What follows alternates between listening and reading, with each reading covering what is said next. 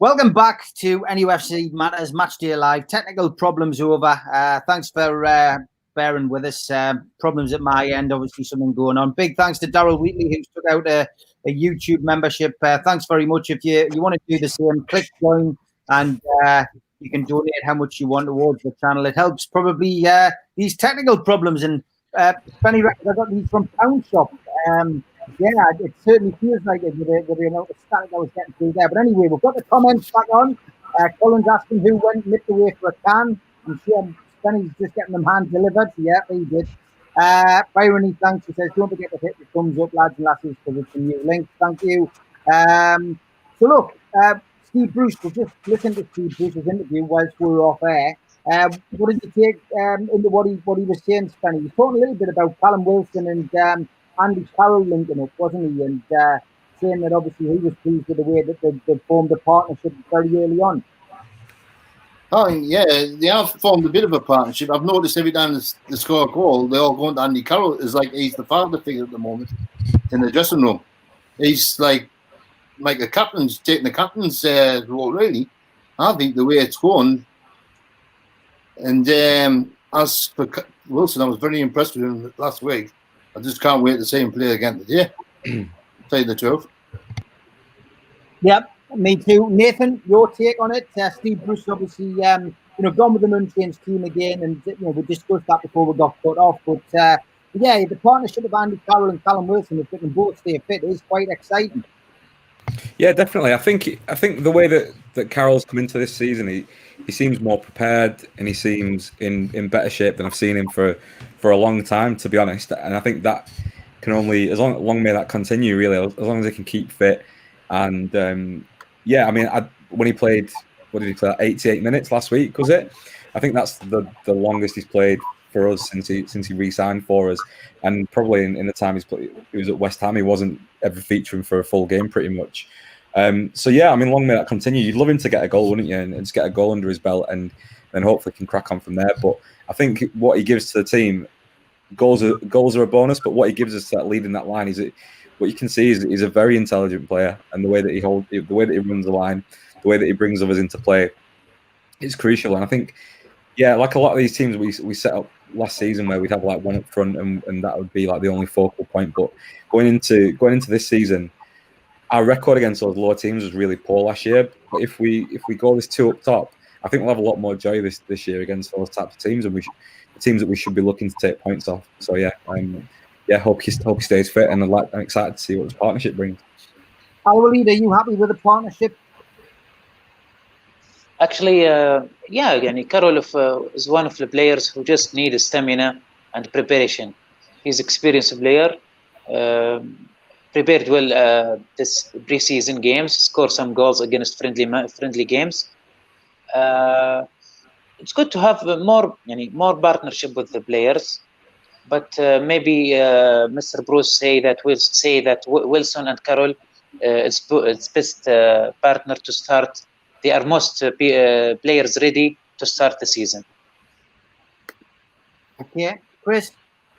Yeah, I'm thinking that if Carroll just gets that goal, his first goal for Newcastle in 12 years, and his first goal in the Premier League in a while, he'll go on a bit of a run, like we saw with Almiron. So I'm more than anyone else, I'm pulling for him to get that. He does so much for the club. You see how when people score, everyone kind of rallies around him. He's really, not on the stat line, but really the heart and soul of the club. And for him to get on the stat sheet would just be amazing. And I like to see Wilson, continue to really bet in and show how much he means to the club. And then, like I said before, we were on before, get some canny late subs to inject some pace in there and see how the new guys do. And I want to see again more from our new defender. I think he's done well so far, and it's a great addition to the club. Andre, what do you think about the pairing of Andy Carroll and Callum Wilson?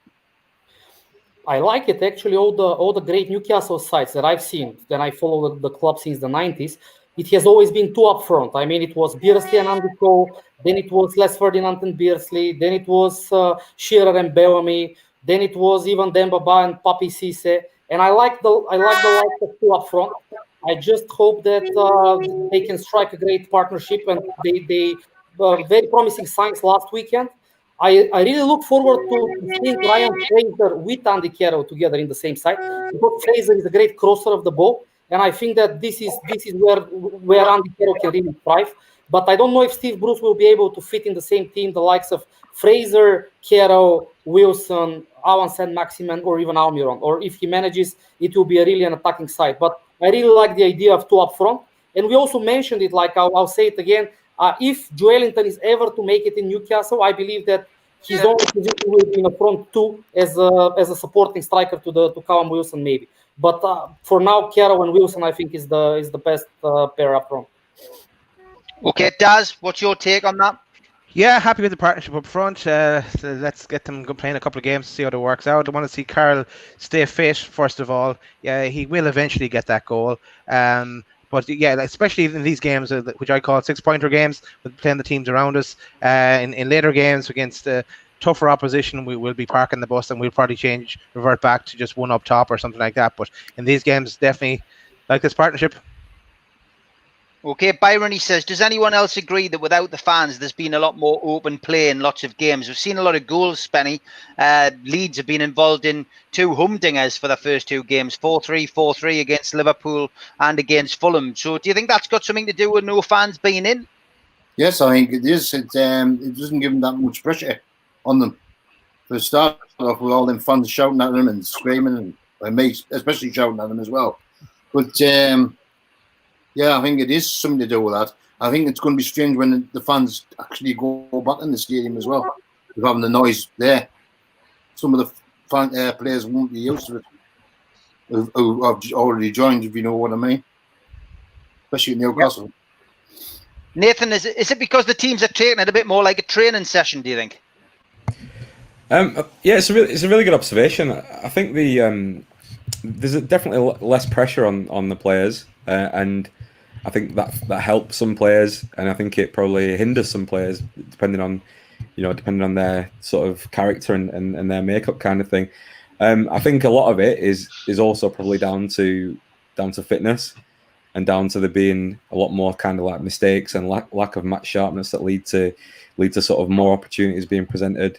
I think there's definitely I think there's a stat at the end of last season where there was, I can't remember how many more, but there's like a certain percentage more goals in the 70th to 90th minute than there have been in previous seasons, and I think you've got to put that down to just legs and getting leggy at the end of the games, I think, to be honest. But yeah, I think it'll what we'll see over this season is I think some teams will be vastly different compared to for not having that home support. Like Liverpool, for example, I think it'll really hurt Liverpool's chances, and I think that for us, it's taking the pressure off us a little bit. I think that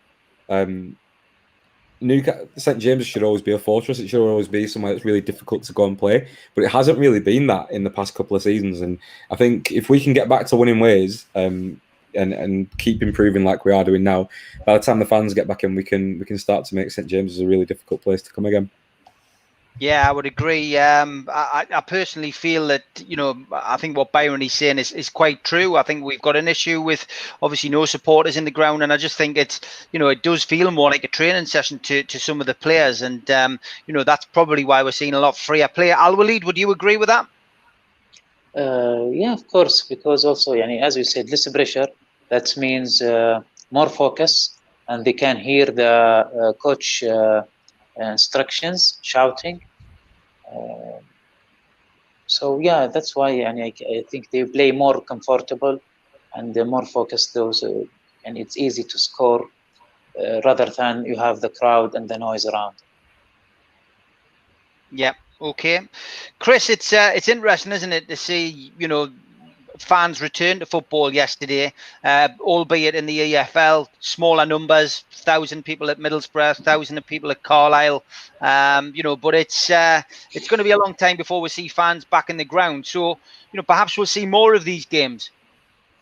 Yeah, I'm a little bit skeptical about the experiments of letting in 1,000, 3,000, 5,000. I think depending on how the pending lockdown goes, obviously it's hard on everyone involved with the club, from the supporters to the vendors to the chip shops around the stadium and everything like that. But I think that it needs to kind of be all or nothing on sort of the dribs and drabs. It's be a nightmare to sort of sort out who among supporters can get in if only 1,000 or 5,000 or 20,000 is let in, because there'll be people that will feel let down or feel that the system, however it's constituted, is against them.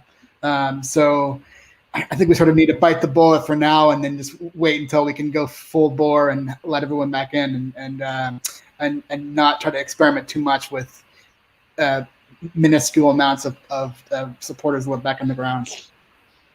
Okay, Andre, what's your take? Do you think it's down to the fact that there's no crowds that we're seeing so many goals in the Premier League so far? Well, this week proves it. Actually, yesterday we had 21 goals in 4 games, and today starts with 5-2. So, and I was looking for Newcastle games since the restart, and basically it's 3-0 against Sheffield United, 1-1 against Villa, 2-2 against West Ham, and 2 losses, 1-3 against Tottenham and Liverpool. So every game has on average 3 or more goals. So basically, it's there is merit in such statement, I would say. Probably you can build such a statement that less pressure on the players. They might psychologically even perceive it as a bit of a friendly or a behind closed doors, training, and they seem more relaxed. And I haven't run the statistical analysis, but it's very, very probable that yes, there are more goals since the restart, and especially this week. But I expect also goals today. I think that purely statistically, like when you have a trend like several games with 0-0 or 1-1 or below 2 goals, then suddenly you have a goal flow. So I think today we'll see goals. Okay, good stuff, Daz. Just before the game kicks off, the teams are on the pitch now. Your take on that? Do you think we're seeing better games and more free flowing games because of the lack of crowds? Yeah, well, just what Andre said, if Andre isn't running the statistical analysis, no one is. But yeah, they are like training matches, I suppose, in less pressure on the players. But I suppose one advantage in for us international fans is more games on TV. It would be nice to see the fans in the stadium, and especially if we go behind that 12th man aspect of it. But yeah, it is what it is. We can't do anything about it. No, definitely not. Well, the teams are on the pitch, which is great to see. Craig, we'll go through this just before the kick-off. He says, everyone's favourite subject, Joe Linton. I know Nathan always groans whenever he sees that. I'd like to see Carroll take him under his wing. He could be as useful to us as Carroll is. Joe Linton's never going to be a goal scorer, so may get use out of him. Andy Carroll could take him under the wing, Spenny, couldn't he, I suppose? Maybe he's down the Quayside, not football-wise. Couldn't hit a barn door, man. Couldn't hit a barn door 10 metres out away from us. Yeah. Nathan, Andy Carroll. Could Andy Carroll teach him a thing or two? I think so. Yeah, I think they should get in. Look at getting people like getting ex-pros into the team, like Malcolm was saying. I'd love to sit him in a room with Malcolm for an hour. I think he'd soon change his tune, wouldn't he? Like some of the stuff that Malcolm's got to say about him. But I think he'd benefit from. I know a lot of them do now, but I think he'd benefit from work with like a sports psychologist or something, because he needs to. It doesn't seem like he's that bothered about anything at the minute. I think we need to kind of figure out what makes him tick and find his triggers, and and see what there's some sort of mental block there clearly about that he's not feeling it, and he's not sort of he's not able to sort of give his all, because clearly you don't get to where he's got without being somewhat talented, and we're just not seeing that. So there's some sort of block, and we need to find out what the triggers are for that, I think, and delve a bit deeper on that. Yeah, we can't afford to waste 50 grand. The referee's just tossing the coin. Newcastle's Lascelles and Brighton's Dunk stand in the centre circle with the referee, having a bit of chat as they decide which way they're going to kick off. Aloid, do you think we could have a conversation between Andy Carroll and Joe Linton? He seems to be the man who all the new players have turned to. I think he could take him under his wing and help them. Big welcome to Stu Hoff, by the way, Brighton fan. Yeah, may the best team win, mate. Go on, Aloid. I think if you teach him something, and it should be a long time already, and it should be done already. If he, I think Wilton maybe he doing great on the training sessions, and maybe Mr. Bruce waiting, what he doing in the training. Maybe he wants to see it in the real games. Yeah, local hero suggests that we attach some electrodes to Joe Linton's head to see if it helps. It's a little bit extreme. Chris, I've seen some suggestions. That's got to be a little bit too far, Chris. Sat nav on his head to find out where the goal is. You can have these bloody headphones. Chris, what's your take? Yeah, I don't think, like other people have said, I don't think that Big Andy can help Joe Linton score more. I think he just needs to. I would recommend he see like a sports psychologist and really get into his head, sort of find out what ticks, because we don't think he doesn't have the physical tools. He's shown he's scored a lot of goals that have been called offside, so we know that he can finish.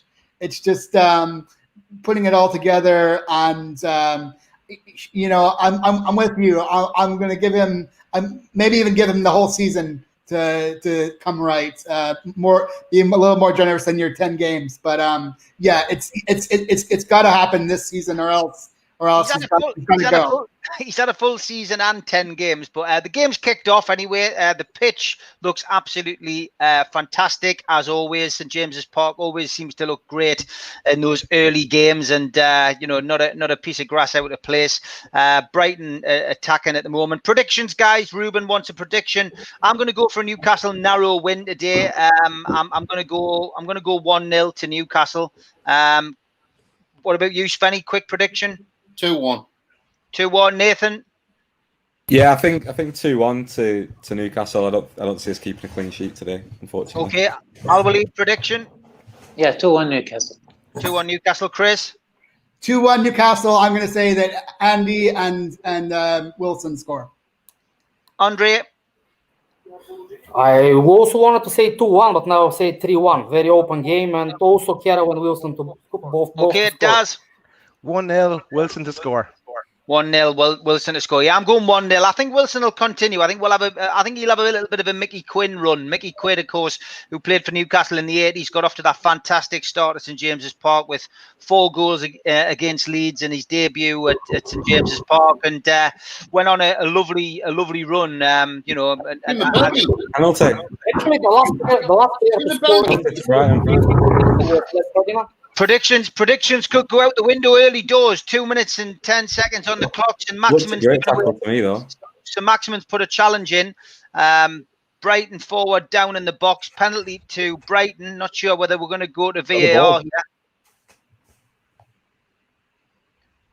Just watching the replay again. It was a jinking run in.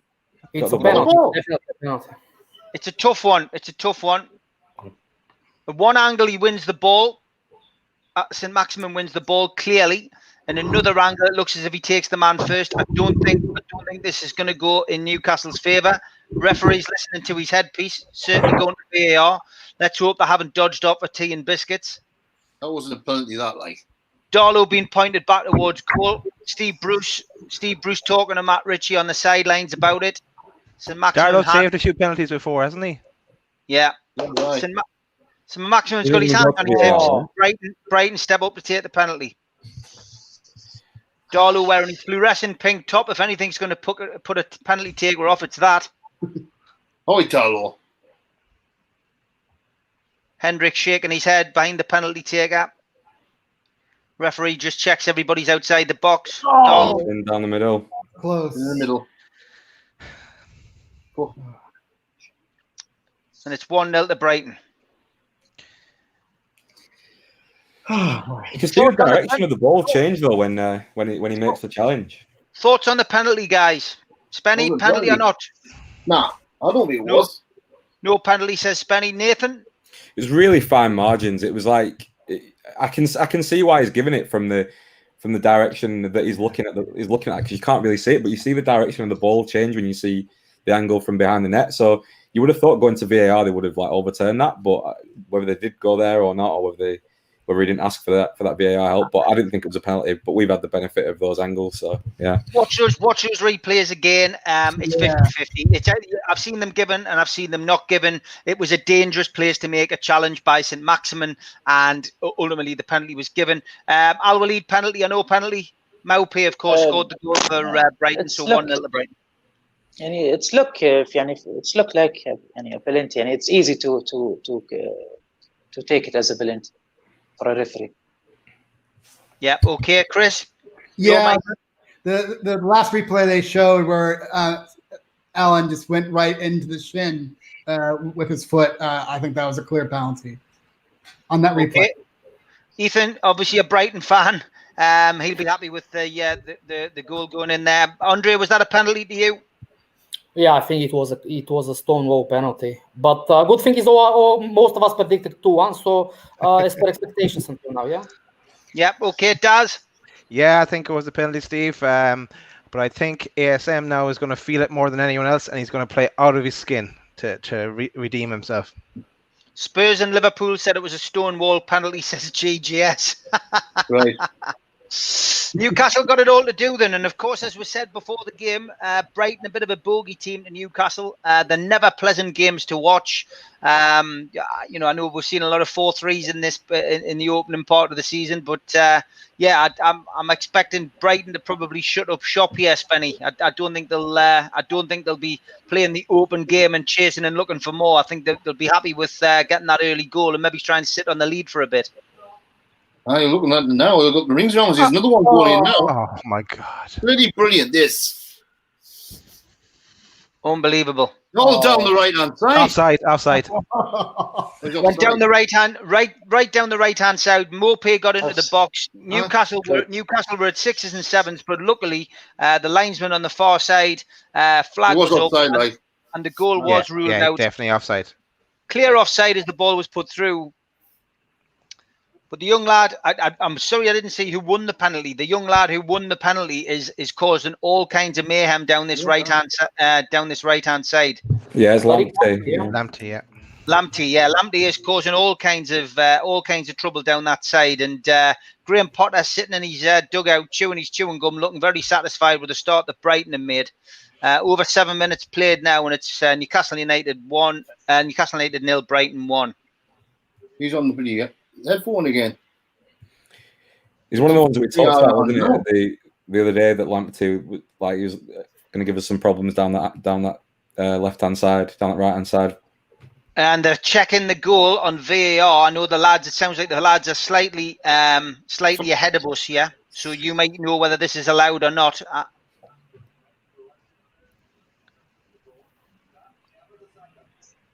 Look like offside. Brighton are playing well, United forever. You're not wrong. He's given the goal. He's given the goal. 2-0. 2-0 to Brighton. VAR decision, 2-0 to Brighton. Russell Johnson. Nice to have a check like that on our penalty, wouldn't it? Do you know what I mean? Lamptey is class. He's only 19, says Russell Johnson. 2-0 down. Nobody saw this coming in the predictions. Geordie Jedi not happy. VAR, says Big G. Yep, it's a difficult one. VAR, Masters. It is a difficult one to call. Spenny's asking if Richard Masters is on VAR. Surely it was the second phase of play that where it was offside. And like I said last week, Newcastle United, will know the real Newcastle when they react to this kind of, scoreline. At the moment, they're at 6s and 7s. Ball back in the Newcastle half, who are defending the goal badly, it has to be said, at the Gallagher. Ball's out to play for a throw-in. Cameras flock onto Steve Bruce, and he's standing looking a bit perplexed and a bit bemused. Dreaming about his bacon sandwich again. This is the worst thing about Steve Bruce. When the chips are down and it's against him, he doesn't really instill confidence in you because he just comes out, stands and looks. Go on. You didn't even go kick for that, no. Who's his referee, are you? Leah Smith's a Sunderland fan. She says she's hoping the Mags had this one. Nice to know we're getting people from all different clubs watching. We've got Man United and Brighton on. We should have had a penalty there, mind. Yeah, Callum Wilson on the edge of the box. He's appealing. Not sure whether it's going to go to VAR. Nah.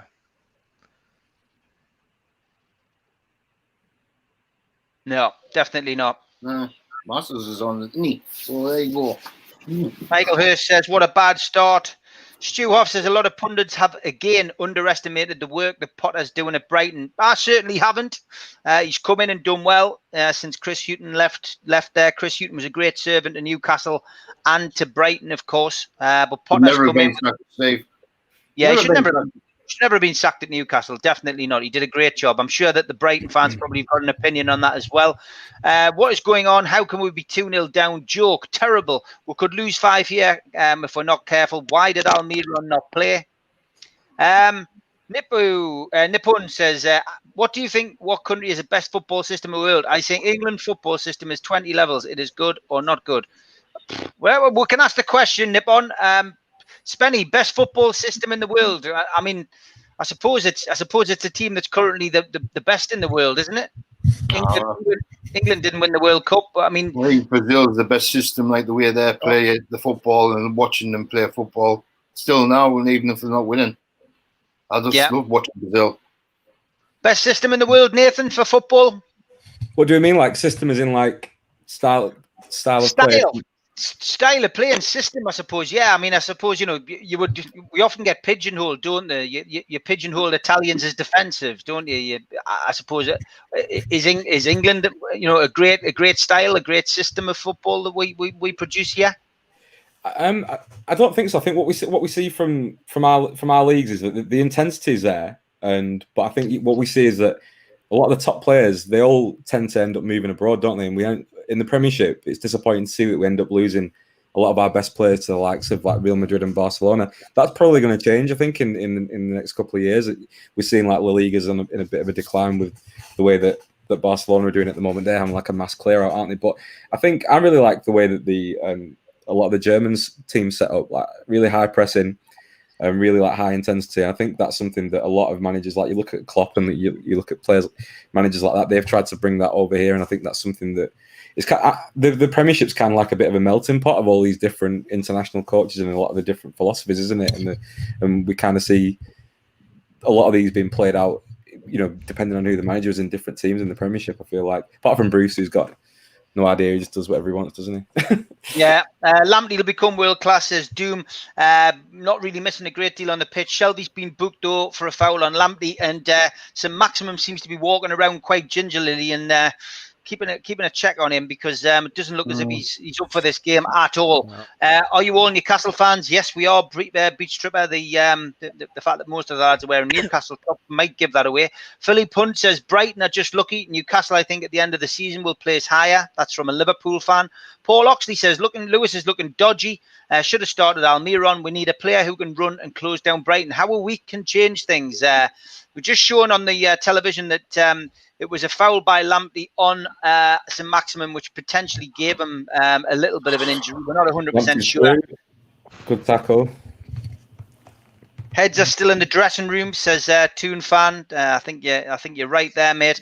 United Forever says, are we happy with the new signings? Yeah, I would say we are. I think if you watch our show last week, everybody's happy with the new signings, and that's purely because we don't often have new signings to celebrate. Mark Cooper says, what a pile of crap. We could end up losing 5-0. Zach says, all the confidence of the last week has gone. We should have got Lamptey, says Jester. Mike Ashley's in the stands today, says Tom. Yeah, I can imagine he would go to most of the games when he's not going to get any stick. No. I think we are rubbish at home under Bruce. Do you agree? Andre, are we rubbish at home under Steve Bruce?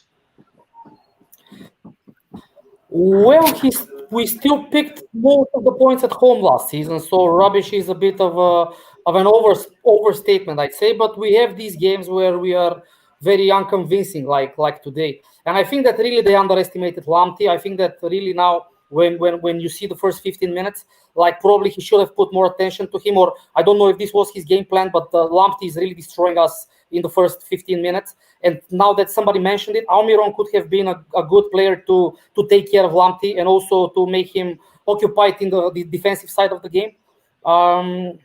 Very, very tough game so far. I agree. We had some good home results last season. Like we beat Chelsea, we beat Man United. There were some good displays at home. I mean, not in terms of football, but in terms of results.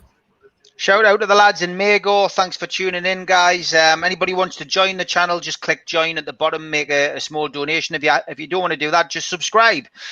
Give it a like as well, hit the thumbs, and we will be doing Match Day Live throughout the season. Tom Dixon says we should have started Almiron and Richie. Easy to say that. We all said unchanged team was the right thing to do. They deserved the opportunity after beating West Ham. Easy to say that we should have kept the same team when we're 2-0 down. We need better centre midfielders. Plain and simple, and defence needs to be sharper. Leah Smith, who is a Sunderland fan, who is clearly enjoying this so far, says, I want another derby. I think Sunderland will win. I don't know when that's going to happen, Pep. He will still use Joe Linton, says Toon Fan. Yes, I do expect to see Joe Linton coming in at some point. Another shot on target by Brighton. Sky keep focusing on St. Maximin. He does still seem to be limping. He gets the ball there, though, and strokes it in the centre midfield to Shelvey. Shelvey passes it to Manquillo, who was on the overlap. Shelvey gets it back in the centre of midfield. Newcastle trying to get themselves carve a way back into this game, but Brighton clear the lines, and the ball's back on the halfway line again, but Jamal Lewis wins it back. Lascelles gets it, passes it to Manquillo. Newcastle again trying to build from the halfway line. Sun out at St. James's Park. Would have been a lovely day for us all to be there, that's for certain. Still takes a lot of getting used to looking into the stands when there's no supporters there. Oh, get this ball forward, man. What about? There's no to pass the ball out here. I think, Steve, like our chat, this club needs to be shut off and then shut back on. Yeah, maybe it's today. Yeah, maybe they've been reading their own publicity and reading their own headlines. 2-0 down in 10. How long will Bruce leave things as they are today? Still time to nab 3 or 4, even 5. Only takes 1 goal. St. Max is still on the pitch anyway, guys. Yeah, so hopefully he can walk it off. Whatever you. We need the players on the sides. They play 5 in the middle. We need the players on the side. Wings, maybe Fraser or Almiron will do difference. Russell thinks that Shelby might get sent off. Mark Cooper agrees with Al Walid. He says that they need pace in the team. We don't have any. Yeah, we need Fraser healthy. Almiron. Yeah, how's Callum Wilson looking so far? He's looking fairly, fairly quiet. He hasn't had much of the ball. Yeah. We've just not got the ball down in and around that area at all, have we yet, though? That's the thing. Nick Dodd says we look lackluster. We had an extra 2 days on Brighton, so should have been more recovered. I think Brighton play full team in the league. Cool. I think at halftime they need to bring on Almiron and Fraser, and I would take off Shelby and Hayden, maybe. I'm not sure. Paul Oxley's right, mind Spenny. Typical Newcastle. They build you up with positivity, then they knock you down the next. Yep. Sorry, my life.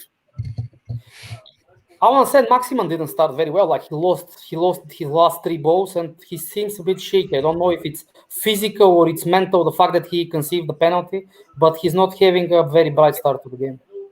Might be still carrying injury off Tuesday, Andrea. Don't know, do you? Yeah, he wasn't right on Tuesday, lads, was he? Yeah, I don't know, but yeah, something.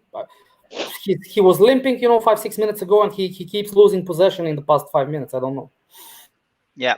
This is where the manager should be stepping in and making a decision. If he's not right, he's not right. You get him off. There's no need to play him on Tuesday at all, though, was there? I think we touched on that last week, but it seems silly to even bring him on. But I don't know if that's anything from this, and then obviously that penalty is not going to have helped his confidence, is it? But get him off. JGS doesn't like the 4-4-2. It's dated 4-2-3-1 with Almiron in instead of Hendrick and Fraser in there too. Yeah. If you start this slow, this is what you get. Simple as that, says Kenneth Stark. Ed says we need another centre back. Brighton started like we should have started. Really? Didn't it? Daniel Kane makes a good suggestion. He says same setup against Brighton, who play football on the deck, was wrong. We needed an Almiron or a Ritchie to shore up the defence and running.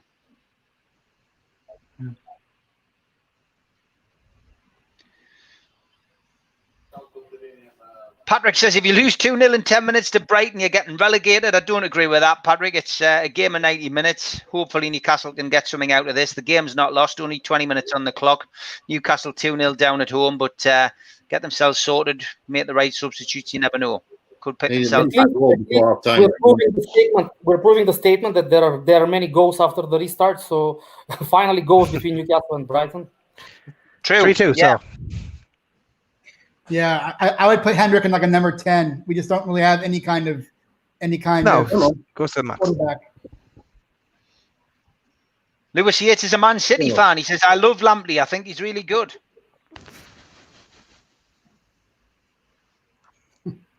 Newcastle getting the first attack again, just sniffed out by Brighton. They're very quick to the ball, Brighton. As Chris has pointed out, they've started off how we should have started off, really.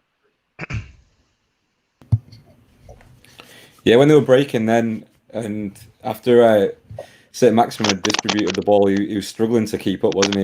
He wasn't sprinting ahead at all. I think he's really struggling. Yeah. Get him off, man. Going to lame him. Yeah, he's hurt. Going to make the injury worse. Definitely targeting St. Maximin again. He just doesn't look at the races today. Doesn't look happy. Keeps looking towards the bench. He's walking ginger.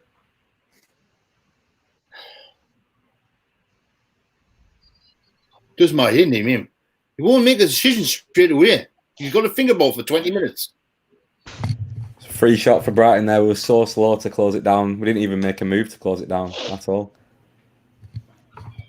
For real, thinks Newcastle will come back and win 3-2. I've been at St. James's Park on many occasions when we've done that. This doesn't look as if it's going to be one of those games, but never say never. Jet Setter's right. He says no service for Callum Wilson so far. Leah Smith says we're going down. Thanks very much, Leah. I'm sure that we appreciate your opinion as a Sunderland fan. Bring Joe Linton on. Nathan, bring Joe Linton on. I don't think so. No, I think that's the last thing we want to do, isn't it?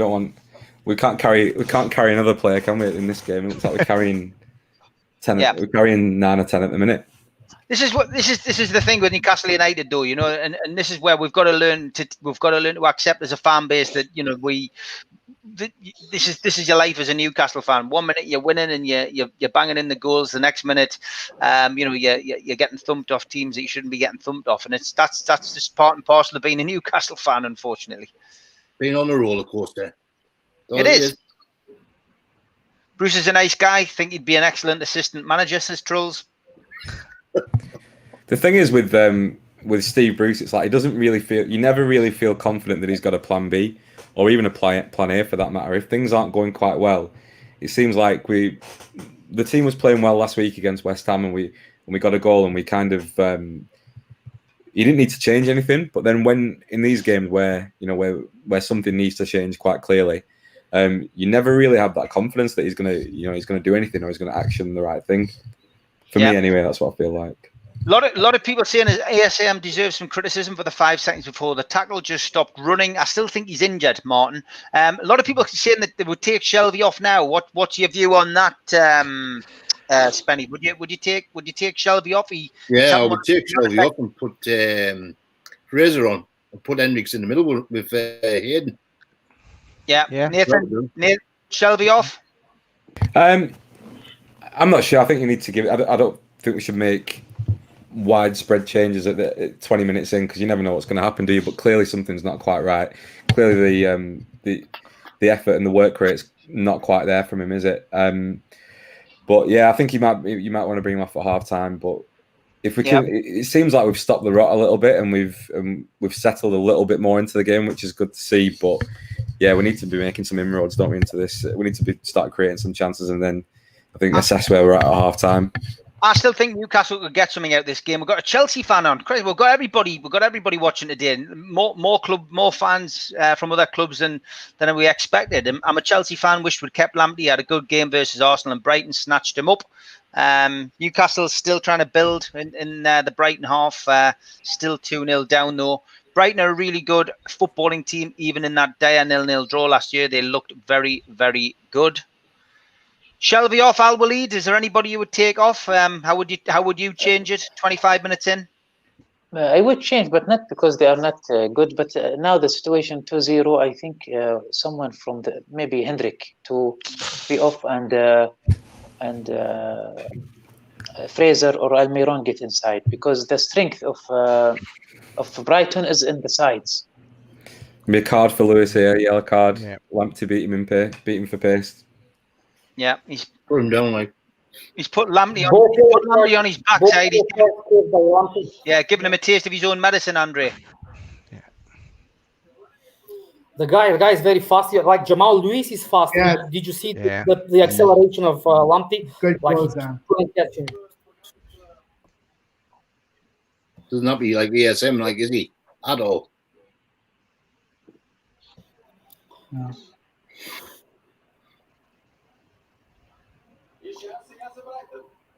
With Shelby is a similar situation to Hayden last week, like early yellow card, and we all expect the worst.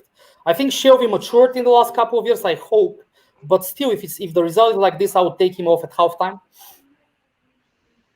Yeah, you have to go for some kind of a plan B come halftime. Make one or two substitutions at least. Well, but at least to score a goal in the first half. Yeah, I'm not very confident in like Steve Bruce giving them a rousing halftime oration. I feel like Steve Bruce sets the lineup and then doesn't do anything else to inspire the club or change strategy or anything. He just he sets the first 11, and then it's kind of like playing Football Manager or Fantasy Premier League. You know, let the players do, what they're supposed to do. If you see just three defense in the back of Brighton, if they have wings, Newcastle, this will make it easier for them to break the defense.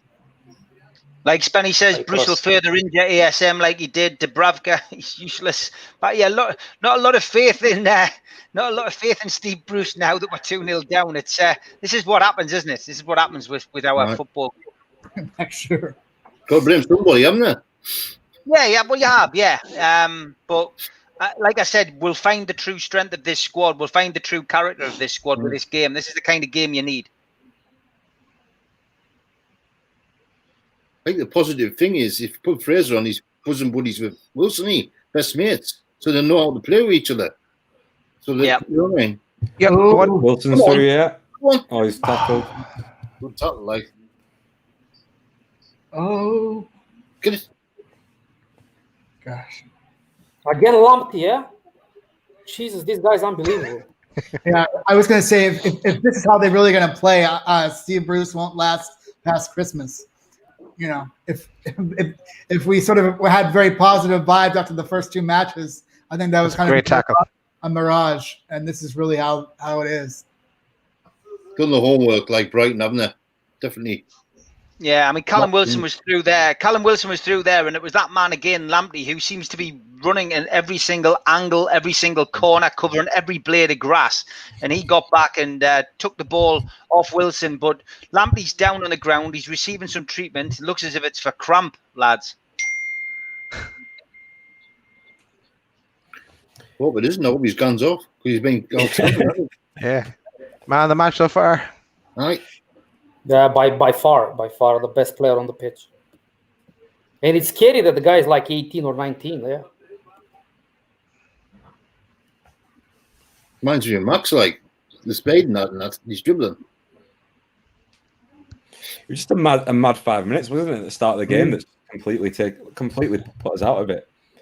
Like, I'm all for starting quickly and stuff, but there was too much. Like, there was no need for him to make that challenge at all. We're watching it back now. You can see he gets a touch on the ball, but you just don't give the referee a decision to make there. There's no need. 4 million. Look at that. We got him for 4 million plus add-ons. Yeah, apparently.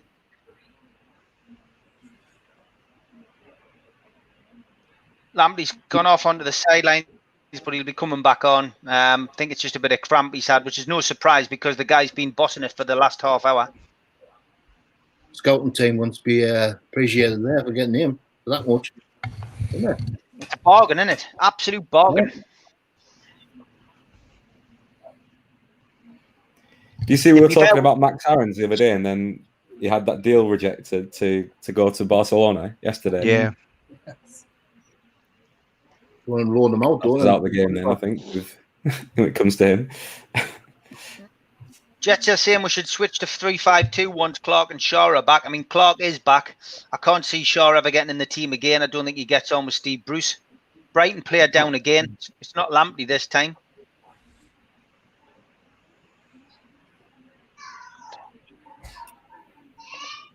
Carl hasn't done much, like, has he?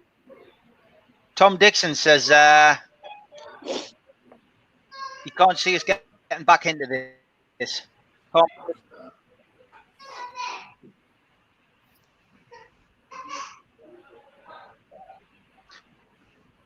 It's these situations that test managers. Has Steve Bruce got what it takes to make changes that reverse results? Not holding my breath on previous records.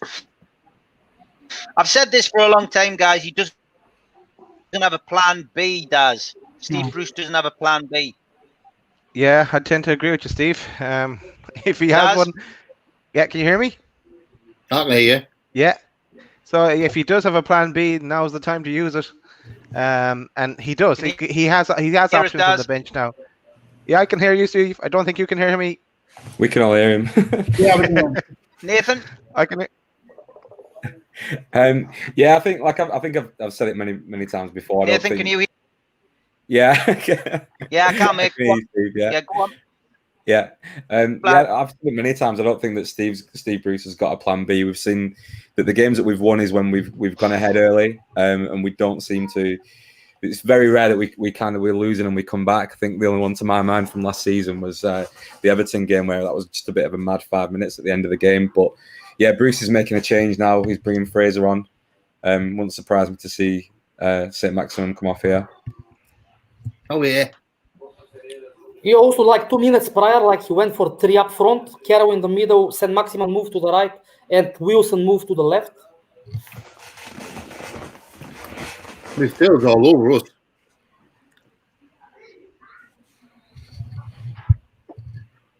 He's passing the ball back when we're getting big, man, 2-0. St. Max is down as well on the side of the pitch. He's coming off. Yeah, I think he's going to be off, isn't he, guys? I think it's that's it for his afternoon. I wonder how much of that's from the injury that he picked up midweek, because true. If it is, that's it was a shocking decision to bring him on against Blackburn. So Fraser's coming on. But St. Maximin wasn't right from the start. Like you could see from the first 5 minutes that it was not his usual self. Like something was wrong with him. It feels like it's so frustrating. It feels like these players that we've got are just wasted on Steve Bruce completely. Yeah. I know we were talking about it yesterday, but you'd love to see a good manager like with like some of these players and see what he could get out of them and manage them properly, like in between games. I don't think it's worrying how many injuries we pick up now compared to, if you look at the stats from injuries to players when Rafa was in charge. Like I think it's the stop-startness of the extra days off that they get in between. I don't think it does them any good.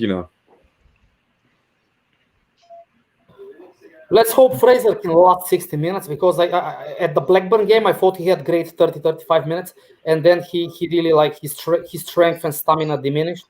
And towards the end of the second half, he could barely walk. So let's hope he can last 60 minutes today. Inshallah. Michelle's bringing down Mopé there. Needs to do Midway and a something to half. change the game, like, didn't he? Definitely. No. His bane. Mark Ashley there looking fed up, isn't he? Looking wanting his 300 million. He's like, I was supposed to have sold this club already. Mike Ashley actually scratching his head, guys. Just scratching his head. Surprised it's not a Sports Direct mask he's wearing though. He's like, That's a swear word on these channels, Daz. It's a swear word. Sorry. Henry VIII, will no one rid me of this meddlesome club? The cells is being built. Yeah, it's a silly Big foul question. tonight, wasn't it? But yeah, it's The big question is, has Mike Ashley put on weight during lockdown? Maybe he's in I his thought he lost weight at first when I first saw him, like after lockdown. But then I don't know if he's put it on again. Now it's all those cocktails in Miami, isn't it? I think. Yeah, he's in South Beach going to the clubs and Yeah. oh, I guess not during lockdown, but yeah. I think he lost weight because just in case he got heartburn on that in the sea. On the seafood diet. Isn't there something called the South Beach diet? No. Somebody Chris asked the Hall- Money Mark Ashley account if what he'd done to lose weight, and he said that he was doing the Joe Wicks keep fit thing in lockdown. So I guess we take that as gospel because it's on the money, isn't it? Usually that account. So It is, yeah. Chris Hall says, anyone think Saint wasn't quite right from midweek, or do you think that was just from the last challenge? I think we've all agreed he didn't look right from the start of the game, did he, lads? No. no. He's been injured, hasn't he? Katie's going to be happy. Her boyfriend's on. Yeah, good chance for Ryan Fraser to actually, cement a place in the team as well. I mean, he came on, made an impression against Blackburn. Let's hope he can do something, and it could be a game for him to turn things round. Andy looks injured now. They just got knocked down. Ah, gee. He just got a hold of the ball, didn't he, Carol? It seemed like an obvious shove, but He was captain of Bournemouth, wasn't he, Fraser? Wasn't he? Was Ryan Fraser captain of Bournemouth? Captain. I don't know. I think he was. I'm not 100% sure on that, though. We'll have to find out. Definitely want more ladies on the pitch. That's what we need, don't we? Obviously, we've got an enforced change now, guys. Does that change your mind about the substitutions at half-time? Smashed Pumpkin suggests Carroll off for Almiron. A lot of people suggesting we take Shelby off. Spenny, who would you take off at half-time? I agree with Smashed Pumpkin. I think we should take Carroll off and put Almiron on. Get a bit pace in. Because we lost a bit of a mark. See how Fraser gets on, like Delado said. He's going to last in 50 minutes. yeah, I think that we're lacking a bit of pace up front now. I think we don't have the outlet in St. Maximum anymore, where he drags the ball up the pitch for us and he can just run us out of trouble. So I think we need a bit more legs on the pitch. I would take Carroll off probably. I think he's struggled. I think he's struggling in those aerial challenges with Dunk. Like Dunk just got the better of him there again, even though it was a foul. But yeah, like I think we need to change our approach because this knocking it up to Carroll and it doesn't seem to be sticking. No, definitely not. Al-Walid, who would you take off now? We've lost ASM. Would you take Andy Carroll off, bring Almiron on? Would you take Shelby off? Who would you take off at half-time? It's good that we see Fraser, but it's replacing St. Maximin, so we still need another side player on the wing. But I believe Carroll should be off because I see his can't. Wilson need someone to clear the space for him, and I didn't think Carroll he's the right one for that. Need Almiron. Okay, Chris, who would you change at half-time? Yeah, I was thinking Shelby before the injury to Maximin. So I just don't feel like we're getting anything up the middle. So I would definitely bring on Almiron, Carroll, and then maybe bring on take off Shelby and bring on Richie maybe. Okay, Andre. I think Shelby is in trouble. I think he'll go off at halftime because the referee just had a word with him and Lascelles. And I think that Bruce won't risk it and he'll take off Shelby, put Almiron on, and he'll give it a try with Almiron, Wilson, and Carroll and Fraser up front for the first 15 minutes of the second half. And then most probably he'll put Joe Linton on.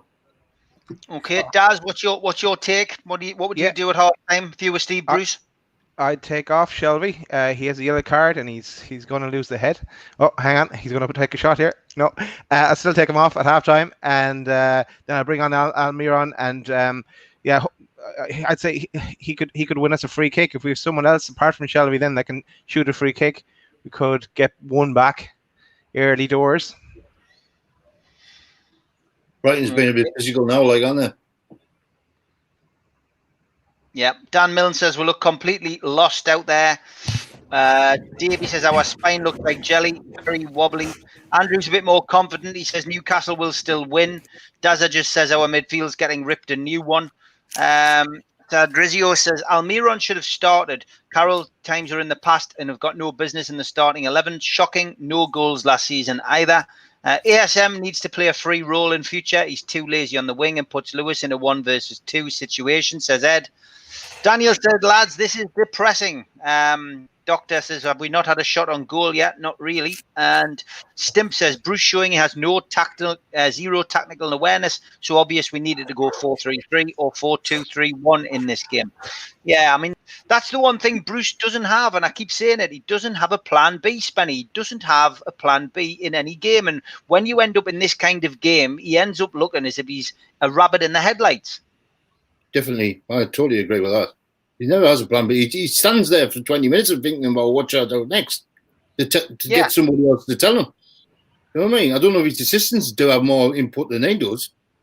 But looking at him, I mean, Nathan, really, it's all very well being a good man manager. It's clear that Bruce has got the trust in the dressing room. He obviously has the lads' confidence and they get up, but he needs to have that somebody alongside him who can make that technical change. Do you know what I mean? Somebody like a Chris Hughton who was a good number 2 before he came manager. Somebody who tactically knows how to change things. Yeah, I think like one observation that I made last season, when after the project restart. When they had these drink breaks and when they had the 5-minute drink breaks in the in either half, what you saw like from the games being televised was that other managers, when they had that 5 minutes, they had that was like a free sort of opportunity to talk to the team. It's like a free team talk, isn't it, in the middle of a game kind of thing.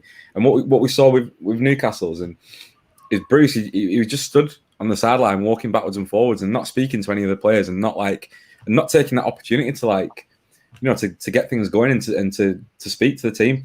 And you think that like if that's his approach and if that's like how he sort of carries himself, it makes you wonder what's going on like in the dressing room. And I think that like I said earlier on, when the games that we've gone ahead last season, we've looked pretty good where we managed to keep hold of the lead and managed to to see games out and stuff. But when it's like times like this when we're under the caution, going 2-0 down at home in the first 5 minutes is just unforgivable anyway. But the bright side of that is you've got 85 minutes to turn it around. But when you don't make changes and when you don't, when you're not out there and when you're not trying to like manipulate the team and trying to like micromanage everything that's going on, it's difficult to like affect that change. And we just don't see anything from him, and it's really disappointing to see.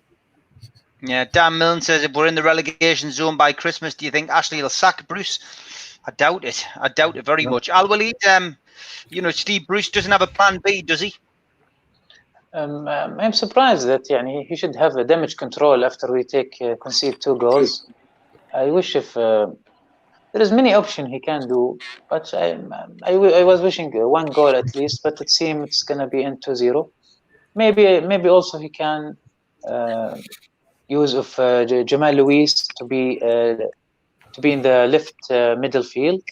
Maybe someone cover his place in left back and make him go forward. Because it's, as we see now, Fraser doing good on the right side. Also, we need someone on the left side so we can take off the dangerous of the good side playing by Brighton. Steve Hasty, welcome to the show, mate. Your take on the first half? Dear me, I can't believe what you're watching, can you, at times? Talk about lackadaisical. I've only come on to see whether everybody else agrees that they should be doing this pipe music with booze at half time. Because if it's not booze, then we know it's not realistic, won't we? I mean, is it a case of Newcastle playing badly, or is it a case of coming up against a young man like Lamptey who's on fire today? Well, I think it's a combination of everything, isn't it? But I mean, you've got to be professional, haven't you? You've got to look at what's in front of you. You've got to defend accordingly. Your midfield just doesn't seem to be able to hold the ball. Doesn't seem it's like a hot potato to them. And defensively, we just seem to be all over the place. And we're seeing little snippets now of players sort of not arguing among themselves, but the referee, they're shaking their head. The decisions not going their way that are down to them. Quite frankly, tackles that are completely mistimed, etc., etc. And I think when they get in at half time, they're going to have an absolute roasting, but they're also going to all have to have a look at themselves and see exactly what they feel as though they're doing right. Because quite frankly, it wouldn't take long for to be able to tell them that everything they're doing is wrong. Yeah, the half-time whistle can't come quickly enough for us today. Paul Oxley says Lewis looks terrible today, mind really bad. Need to take Carroll off. He can't run, pressing Brighton. Bring Almiron on. We need legs. Only Wilson out of the signings looks any good today. Chris, I mean, substitutions, it's, you've already discussed that, but Steve Bruce, he doesn't have a plan B, mate, does he? He just doesn't have a plan B. That's the problem. He needs to discover one at half-time. Yeah, I want to bring Almiron on, but I have this fright that Steve Bruce is going to bring Joe Linton on instead of Almiron to bring Joe Linton on for Andy Carroll when you clearly need the pace of Almiron, and I bring on Richie. I want to see Richie out there just to yell, at the players, and really because they're just no one seems to be putting any effort in. So I know that Richie always doesn't get on the stat line, and maybe he's not the best technical player, but he really is kind of an on-field general that he really needs to lay into the troops. And so I would bring on halftime. I'd bring on Almiron and Richie, and take off Andy Carroll and take off Shelby. Yeah. Hasn't been a great deal to discuss, really, watching the match. Ryan Fraser did manage to create a chance, had the defence at 6s and 7s, but Newcastle again got nothing from that, which is disappointing. Andre, plan B, Bruce doesn't seem to have one. He needs to discover one at half-time, mate, doesn't he? Just before you start, possession, 42% for Newcastle, 58% for Brighton. Passes in the final third, Newcastle 13, Brighton 28. Shots on target, none for Newcastle. Says it all, doesn't it? Yeah, absolutely. Brighton are totally dominating the midfield. And I think that somebody mentioned Jamal Lewis having a bad game. I think it is the case, but you have to see that Alan Saint-Maximin was not helping him in defense because Saint-Maximin was I think injured, as we all agree. And don't get me wrong, Saint-Maximin is my favorite player, but he really shouldn't have started today based on what we saw. And after this penalty, after 2 minutes, I think that they're kind of scared whenever Tariq Lamptey gets the ball. I feel that they're scared just to defend against him. And it's you can see the mood across all of the players. And I don't think that Shelby is having a good game, actually. It could be also the yellow card. It could be the way the game has unfolded. But I think that Shelby should definitely go off. And, Almiron should be Bruce's plan B for the second half. And he should try to energize them. And I don't know. I remember the Everton game 2 years ago with Rafa, 2-0 down and turning the game in the second half for 3-2. But we really need a big change at the halftime. Yeah, Daz. Plan Bs don't come easily to Steve Bruce. What do you think he's going to do in this second half? Well, okay, bring on Almiron. I take off Shelby, as you said. Okay, we obviously lost the first half. It's all about maybe winning that second half. Even if it was just 1-0 in the second half, if we got a goal, just some kind of bit of hope for us going into next week. But let's hope for that miracle. Yeah, and you're normally optimistic, so I'm looking to you for a bit of optimism today, Daz. I'm furious. A penalty for a good tackle. Then they checked to see if Trossard's offside for the second when it was Maupay who was offside. Good point, Nicola. Trull says players need to show some guts and grit to get the job done. And if Shelby doesn't go off, I can see him being sent off, says Nick. I think we all agree with that. Simon Davis also said we don't cope with teams pressing us. We have to do the pressing. I think nothing will change.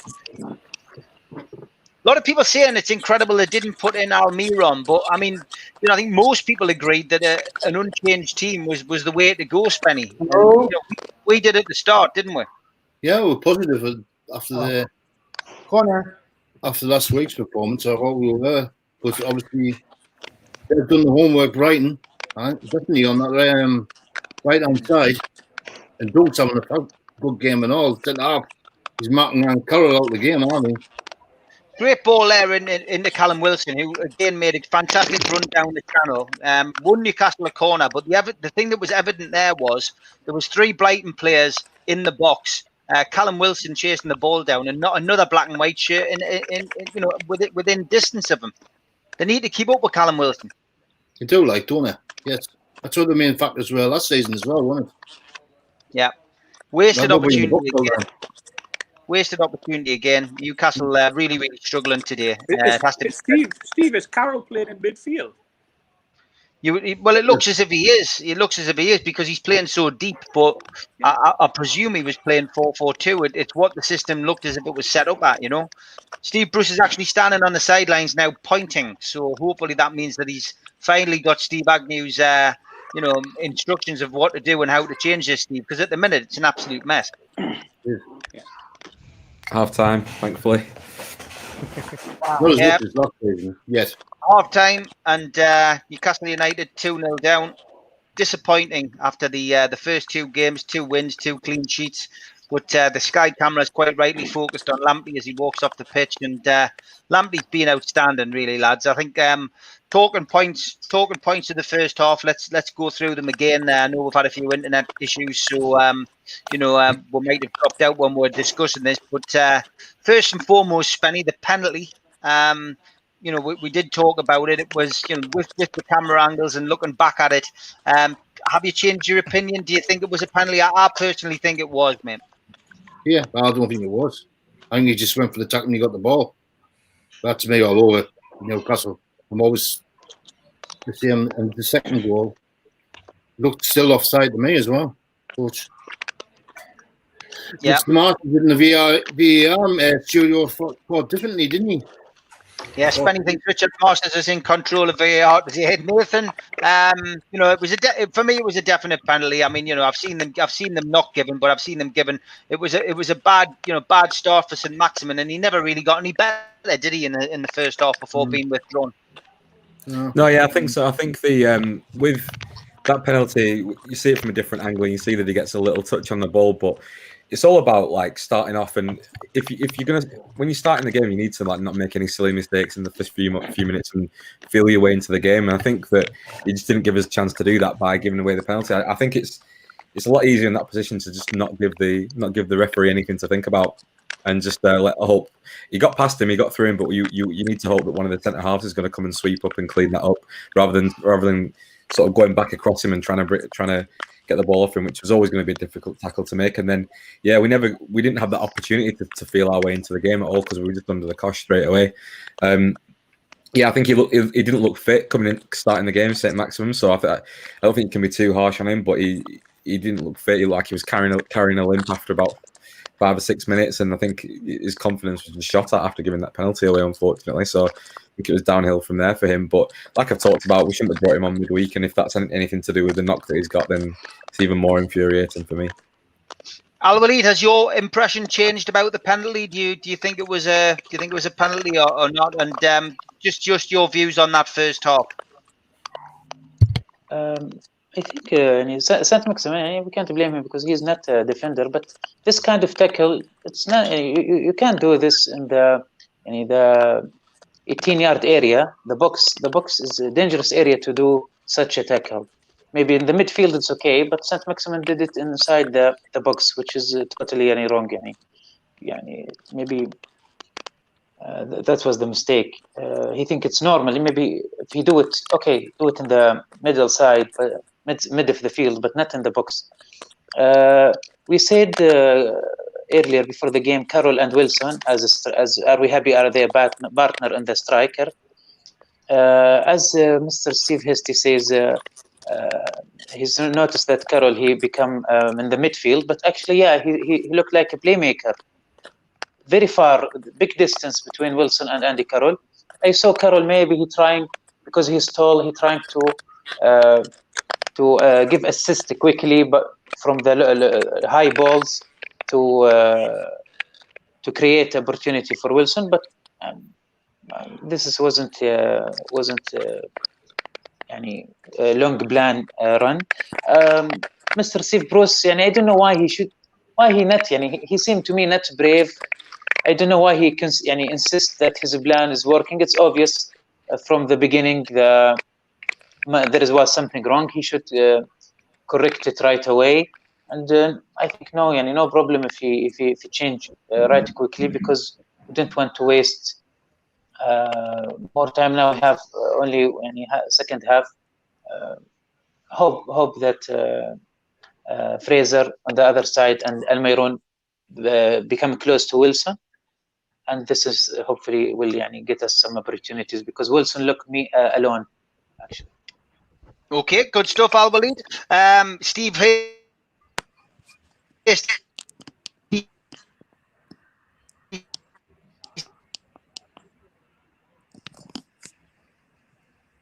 No, skip it. Yep. I think your internet's struggling a bit, Steve.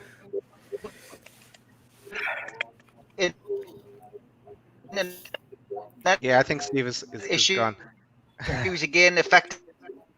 Can you hear us again, guys?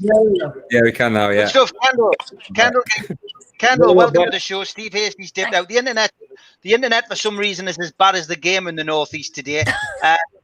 Kendall, your take on the penalty first of all, just getting replayed on Sky now. Do you think it was a penalty?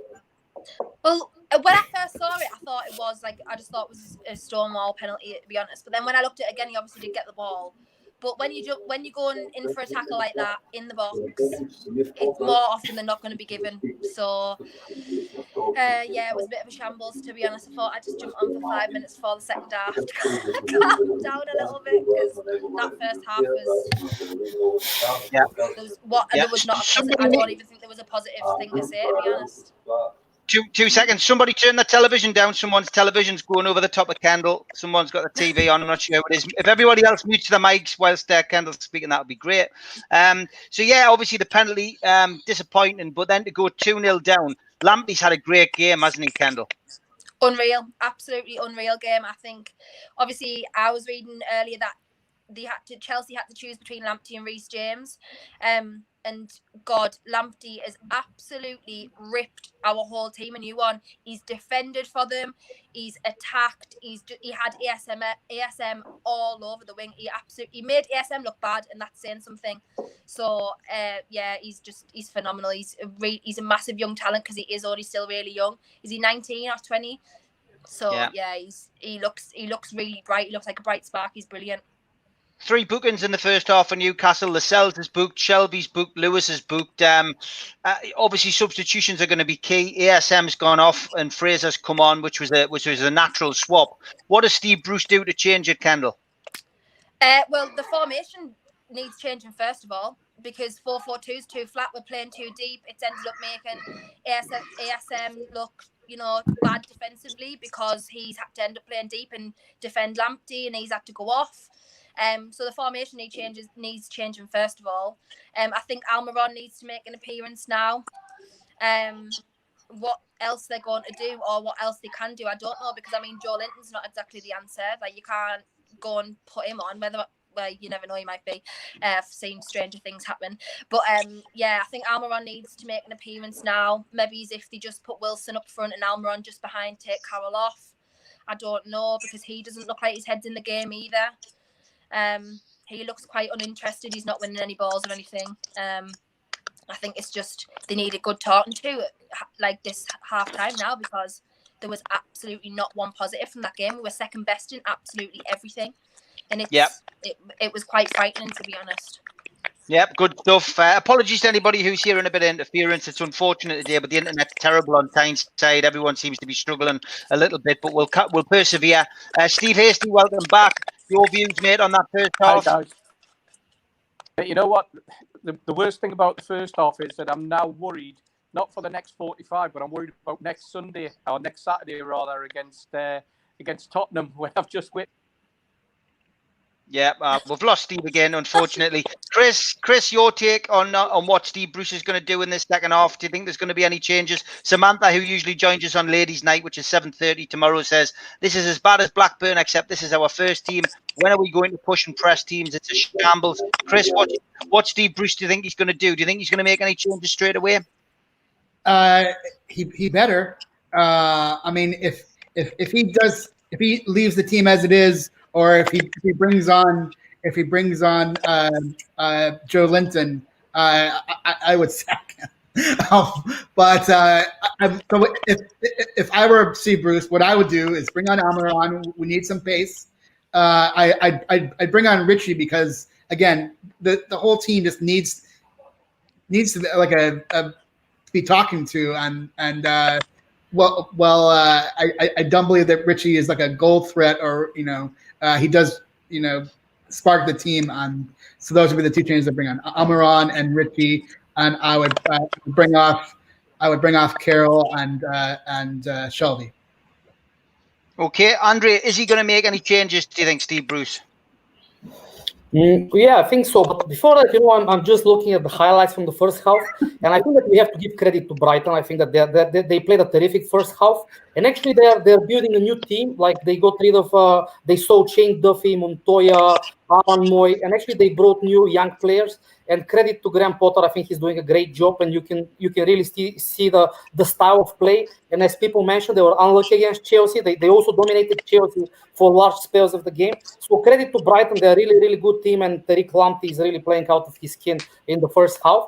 Bruce needs to make changes now at halftime. Otherwise, there was nothing in the first half. As you said, there are no shots on goal. Only 3 corners towards the end when Fraser came. So I think he definitely needs to put Almiron on. First for his offensive abilities, and second to counteract against Tariq Lamptey on the left. And he needs Almiron on. And then the third substitution, it probably has to be Joe Linton. And let's hope finally he breaks his duck today, and it's his day. Finally, let's hope. Okay, Daz, what's he going to do to change this? Do you think he's going to change it, or we can see 15, 20 minutes of the same team before he makes a decision? No, he's going to change it quite quickly. There's teacups and there's hairdryers going in that dressing room now. He's going to bring on Almiron. He's going to take off Shelby. We're going to get one. It's going to be 2-1 and then towards the end, he's going to make his last substitution. This is my prediction. He's going to bring on Joe Linton, and Joe Linton's going to make it 2-2. Oh God Almighty! I think that's why I have that. That's the case. And then I'll wake up. That's why we have Daz on the show. That's why we have him on the show, Kendall. He's so optimistic. You've got to have a good cross-section. He really exudes confidence. Right, let's go for a second half prediction. Spenny, you've just topped your drink up there. You're obviously hitting the drink now with this scoreline, 2-0 down. But give us your prediction now, mate. How do you see the second half going? Where we're going with this? If we put Almiron on, I think we'll go 2-2. We'll end up 2-2. 2-2, okay, that's a good prediction. I'll go with that. I'll snap your hands off of that, Nathan. Yeah, I think from what I've seen so far today, like we're talking about all the subs that we could make there, but there's more than subs we've got available. There's enough players out there that aren't bothered at all, and they don't look like they're that interested. So for me, no matter what he changes, I don't think he's going to get a tune out of these boys today. They decided not to turn up for me, which is really annoying. But I just think it's going to be. I think it'll stay as it is. If it doesn't get worse, I hope it doesn't. But yeah, sorry. You're the opposite of me, Nathan. So don't be sorry. Don't be sorry. Aloid, what's your prediction? How do you see the game going? Maybe it's gonna go like 2-2 because, as we said, it's Brighton just maybe three chance one penalty and one goal. That's it for them. And I don't think they will do more than that. But I expect Newcastle will do better. Okay, 4-1 to Brighton, says Daryl. Dear me, how Kendall? I hope Daryl's not right. I'm more with Daz, to be honest. I'd love to see Daz's prediction come true. I'm more on the Spenny wavelength, though. I think 2-2 is the best we can hope for from this game. What do you think, Kendall?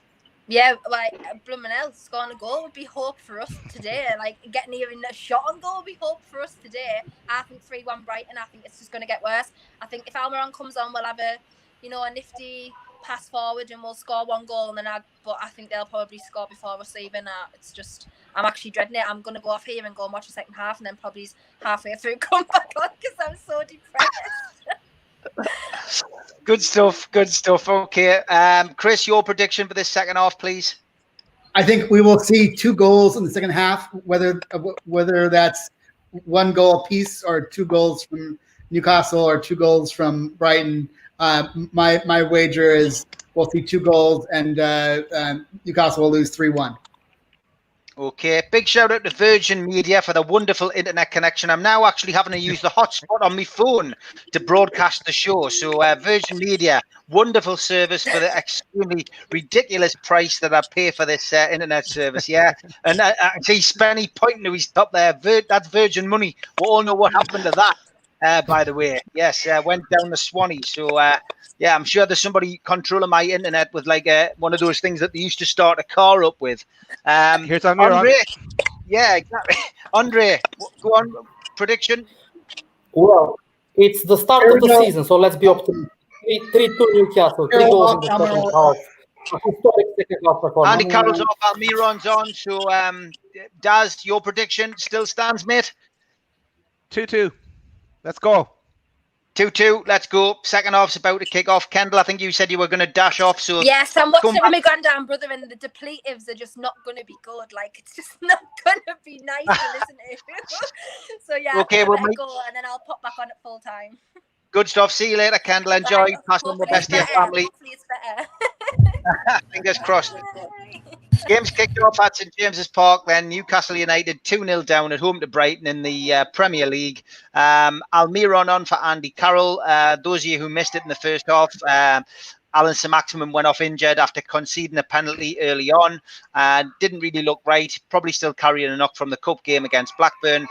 Went off, and Fraser's on. So Newcastle, interesting to see how they're set up today. Or they are go, whether they're going to play one up front, whether Almiron's playing in the number 10 role. We're not really sure yet. Sure, that'll all start to become apparent. But Newcastle need to get off to the same kind of start, really, that Brighton did if they've got any hope of winning this game.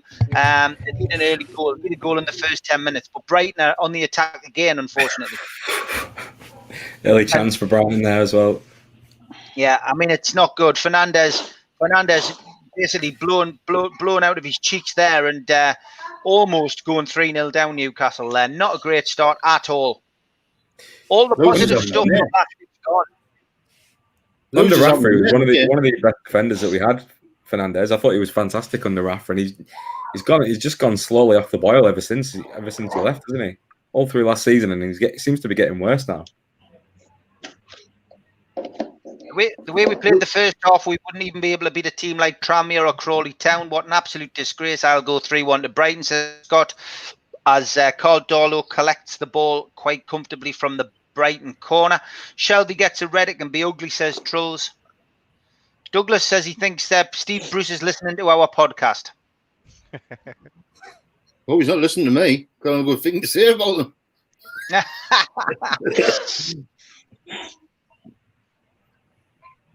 I think loses out a good game, mine. Yeah, the back four hasn't covered itself in glory, has it? No. And I think that's the weakest. I still think it's one of the weakest areas. I still think. With Dubravka, we're missing our first choice keeper. But I do think centre half position. It's why I asked at the start: are people happy with Fernandez and Lascelles? You need to get the combination right in there. I think, and I think when the shit hits the fan, with Lascelles goes hiding. He creates a lot of errors. Yeah, it's good with his mouth. That's about it. I think. David Crone says, some team talk that must have been.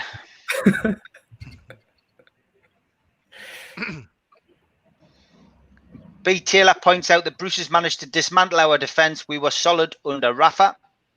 Agree with that. Ed says injuries have sent Lascelles miles back. Remember a few years ago he was an option for an England squad. To have something to do, Bill.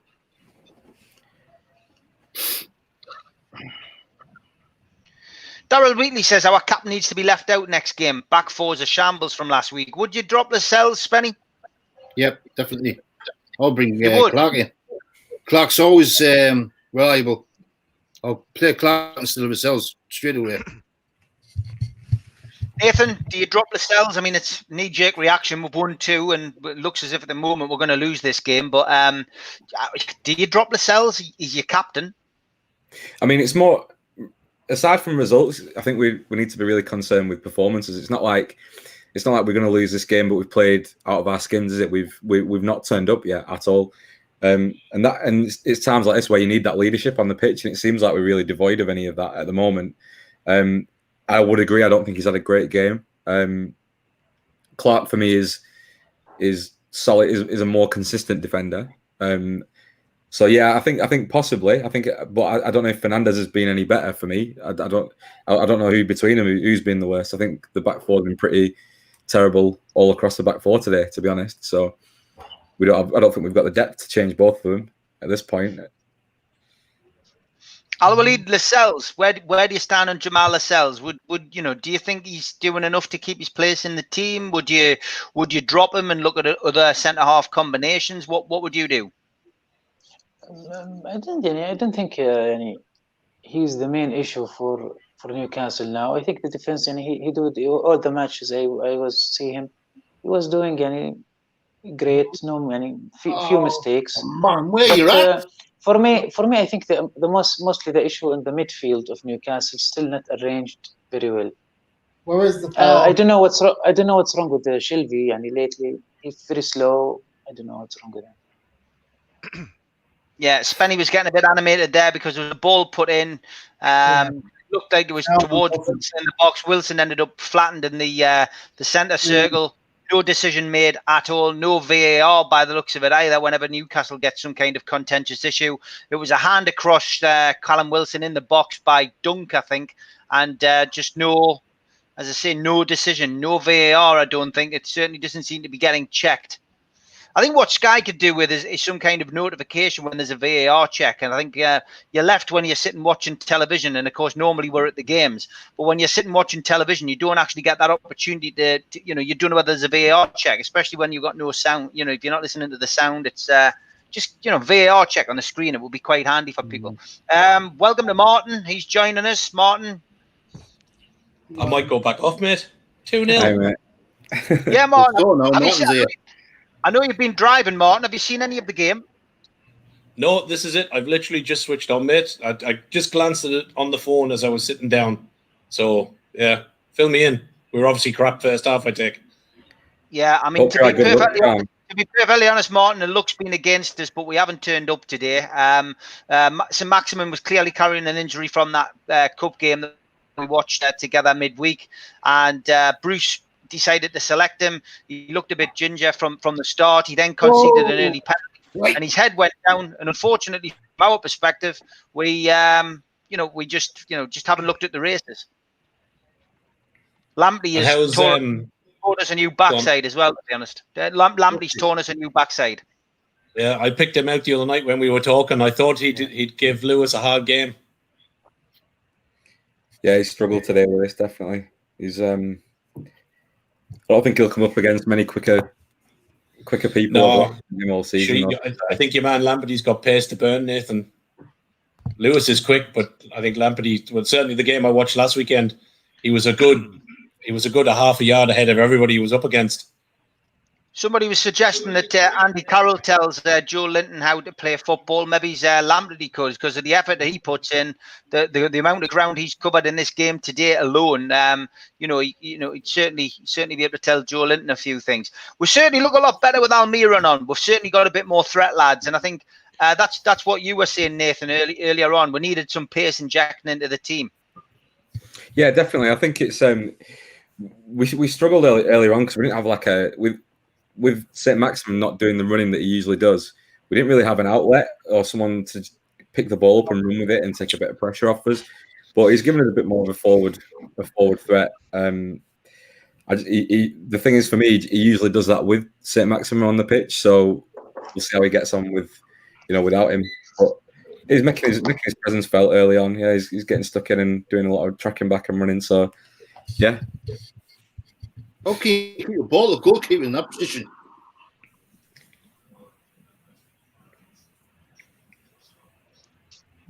I take it Fraser's on the right, is he?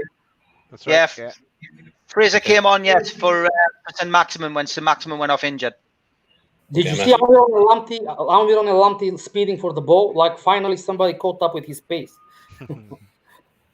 Yeah, you're right. Almiron, he should have been in from the start. I mean, it's one of those situations. It's almost as if Steve Bruce made the team decision today to appease the fans. I think when you watch back on the first video we did this afternoon, everybody was saying an unchanged team was right. Even Supermax said, everyone deserved the opportunity to play. But sometimes it's, you haven't got to go down that route as the head coach or the manager. You make a decision. You go horses for courses in games, and you should have your scouts, your coaching, people who go and watch Brighton play.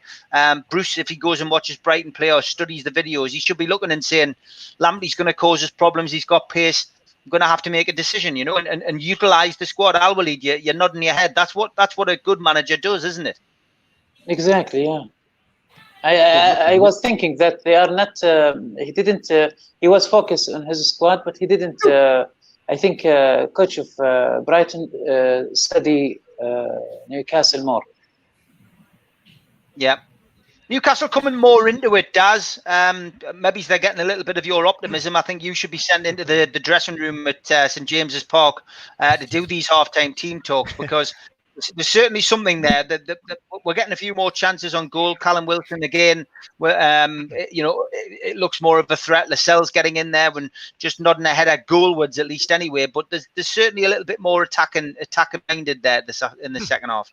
That's right, Steve. Yeah, and we're getting a few free kicks that we didn't get in the first half. So yeah, my hope is that we get that goal early, even if it is from some kind of a dead ball situation or something like that, just to give us some kind of hope. So we'll see how the next 20 minutes goes. See if we can get anything from this game. Yeah, we need a goal. We need a goal. Too many long balls going in the box. Do not know this dumping all in there. They love it. They're in the NBA. Yeah. Played on the floor. Stu Hoff's a Brighton fan. 4 men around him. Stu Hoff joined us earlier on. He's a Brighton fan. He says, answering your Chris Hughton question, Brighton fans had mixed feelings about departure, loved what he did, but felt it come to an end. Difference between clubs was owner very visibly upset when thanking him. So thanks for that, Stu. I wondered what the Brighton fans thought of Hughton's departure. Hughton, of course, oversaw Newcastle United beating Sunderland 5-1 on Halloween. Steve Bruce, of course, was the Sunderland manager, and wasn't shortly after that his services were disposed of rather harshly, and I think a lot of people blame Derek Lambias for that. But thanks for that. Interesting to see, why what the fans felt about that. Jet says creating more chances this half. Yeah, definitely are. Another example there of. Callum Wilson's he makes some great runs, doesn't he, lads? Chris, he's got an intelligent football brain, Callum Wilson, hasn't he? He's still a couple of steps ahead of some of his teammates, sadly. Yeah, I mean, out of all the missing players that we were missing in the close season, Callum Wilson was that injection of pace, of ball handling, of the kind of killer instinct to get in the box, charge the box, all the things that we criticize Joe Linton for not doing. That's what Callum Wilson brings. He's not going to be able to do it on his own. I mean, he needs the strong supporting cast around him. That's why I think it's good to have him linking up with Fraser, Almiron, to give him more of an option than just having Andy Carroll or Joe Linton by his side. Good news is for Newcastle fans that Lamptey has gone off, replaced by Dan Burn. I think Steve Bruce and the Newcastle United team collectively will breathe a sigh of relief that particular player has gone off. He's been the man of the match for Brighton, and hopefully Dan Burn won't have a similar kind of effect. Big lad, that Burn, like, he's about 7 foot tall. Looks at him. He is, yeah. Very big lad. But Newcastle now obviously don't have the threat of Lamptey, so hopefully we can find some kind of answer to this conundrum and get a goal to get back in this. 59 minutes on the clock. Lamptey was limping as well, so two of your more entertaining players in the Premier League both gone off with injuries today. It's Maximin and Lamptey. I would still take Shelby off and put on Richie. Nick Dodds would agree. He says Shelby's been poor in both games, but no doubt Bruce will still keep picking him. Yeah, I mean, I remember when Rafa was manager, of course, he didn't like Shelby. He had him training with the reserves, didn't want him anywhere near the first team squad. Bruce, of course, brought him back, put him back into the first team. And again, we seem to have a lot of players. We were talking earlier with Supermac about Hayden. I mean, I saw a few raised eyebrows amongst the panel when Malcolm was criticising Hayden. He doesn't particularly think he brings a lot to the party. I've been very similar with Shelby, and Martin. Shelby is one of those players. He's an enigma. He gives. Sometimes he can have a great game. He can score a wonder goal and assist for two other great goals by the team in Newcastle and run out 3-0 winners. But then in other games he goes missing, sits back and ends up on the edge of the back four. Do you know what I mean? And not doing his job, and there's very little effort. And he gets booked early on, of course, as well. So then he's walking the red card tightrope. So what's your views on Shelby? I think I've said for a couple of games now, Steve, he's just far too inconsistent for me. Like, he needs to produce game on week on week. He needs to produce week on week, and I don't think he does. I think yesterday, despite having internet problems in the field with a cow beside me, I was trying to say yesterday I probably would have started with Almiron. I had said yesterday, leave Shelby out, push Hendrick in, and start Almiron. And I think maybe if we'd have done that with Lamptey, certainly from the way you lads are talking from the first half, you probably might have had that bit of double up and that bit of speed coming through the centre to pick up on Lamptey, or certainly double up with him. So for me, I don't think Shelby produces enough. I think a 1 or 2 game wonder over the season, with a couple of long passes that might get you 1 game win. It's the other 7 he's inconsistent for is not good enough for me. Yeah, I think he's one of those players where he's a bit of he's just a luxury player, isn't he? And there's a reason why we've had a few of those over the years, with the likes of like Ben Arthur himself, Shelby. Too many to name, and these sorts of players, like they've got all the talent in the world, but it's that application. And I think there's a reason that these players, when they end up at the big clubs, they don't end up staying there for very long, and they drift away down to sort of teams like ours, because the bigger teams and the teams that are at the top of their respective leagues, they don't carry players that don't perform week in, week out, and not aren't consistent. And like to be successful in this league, consistency is the name of the game. And like we carry him, like 2/3 of the season, don't we, for the games that he plays well. So yeah, for me, like, on his day, he can be the best player on the pitch if he wants to, every game if he wanted to, but it's that application for me that he doesn't have. So Nicola Dolby says, one thing I don't understand is that Hendrick's a central midfielder. He's better than Hayden, so why won't Bruce play him there? I think the decision he's got to make is, does he drop Shelby and play Hendrick and Hayden, or does he drop Hayden and play Hendrick and Shelby? It's as simple as that, isn't it, really? Stimp says Shelby's the board game version of a football player. It's like you roll a dice with every action he takes. Nick Dodd says Hendrick over Shelby every time. Sunday. We'll just pause there on the comments as we see what happens here. Almiron was pushed down, shouting on Byrne, claiming that Almiron dived. Almiron, of course, as you would imagine, it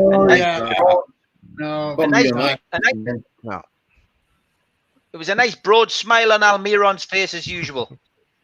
Dive. He dove. He's not getting nothing anyway.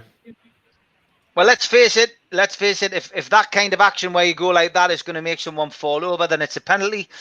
And it was as fast as that. It clearly wasn't a penalty. It was a dive. Oh, what a chance. Oh. Right underneath it. United again, missed opportunity. Ball came in. Callum Wilson headed over the bar into the Gallagher end. It was a first real chance of the game. First real chance of the game. Brighton failed to clear the lines. It ended up at Newcastle. It was a great ball in by Almiron. Almiron whipped the ball in with his left foot. And just on the edge of the 18-yard area, Wilson attacked the ball with his head, but it flew into the Gallagher end. Disappointing. Best chance of the match. Sometimes what happens when you haven't had a chance all game, unfortunately. That was your biggest chance. Nick Ilson, any big chances? That was it. Daryl says, would love to see us play 4-3-3. Only Hayden is holding midfielder. Miggy Wilson, ASM, Fraser, Hayden, Richie, Lewis, Fenn, Clark, Mann. And under 2.5. I'm not sure what that comment means. Stu, the Brighton fan, says, got Burn the Geordie on to shut up shop. Yeah, it looks as if they're playing right away at the back. Wow. Things are picking up. Yeah, at least we're getting some chances now. Yeah, we are, Daz. First half, 15 passes in the final third for Newcastle. Second half, 27 after 18 minutes, Daz. It's certainly a bit better. Yeah. I wonder what Steve Bruce told them at halftime. Probably. I think it's actually Tariq Lamptey coming off that galvanized them. I think that they were kind of scared from him. Now that he's off, I think that they see more space to attack, and they're not that concerned from Brighton's counterattacks. Guys, question: at what time do we bring on Joe Linton? No. The fact that he's not brought on after 65 minutes in a game they're losing 2-0, I think it's a pretty good assessment of what Bruce makes of him. Yeah. I want to see Richie. Although they've shown more life now, so maybe not Richie, but I wanted to say that, I think that Hendrik and Shelby are more similar rather than Hayden and Hendrik. I think that Hendrik is better at his offensive duties. He's not so much of a defensive midfielder, and I think that either Shelby or Hendrik in the future, if you want to release a spot for either Almiron or Fraser in the starting 11, and I agree with the guys. I think Shelby is either an 8 out of or 9 out of 10 player, or he's a 4 or 5 out of 10 player. He's not consistent, and today he's a pedestrian. Like he's not contributing much neither in defense nor in offense. So I can see Hendrik actually taking Shelby's spot next to Hayden, and either Almiron or Fraser starting in the future. Yeah.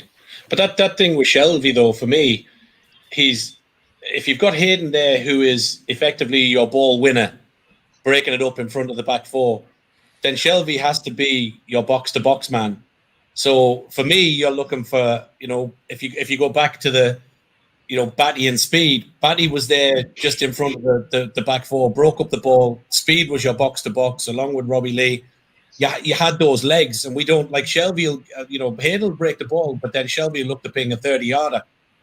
And then he does nothing. It's not like he then breaks his backside to get into the box off the back of that to follow up. He's just walking, which to me, I think it's a luxury to have him.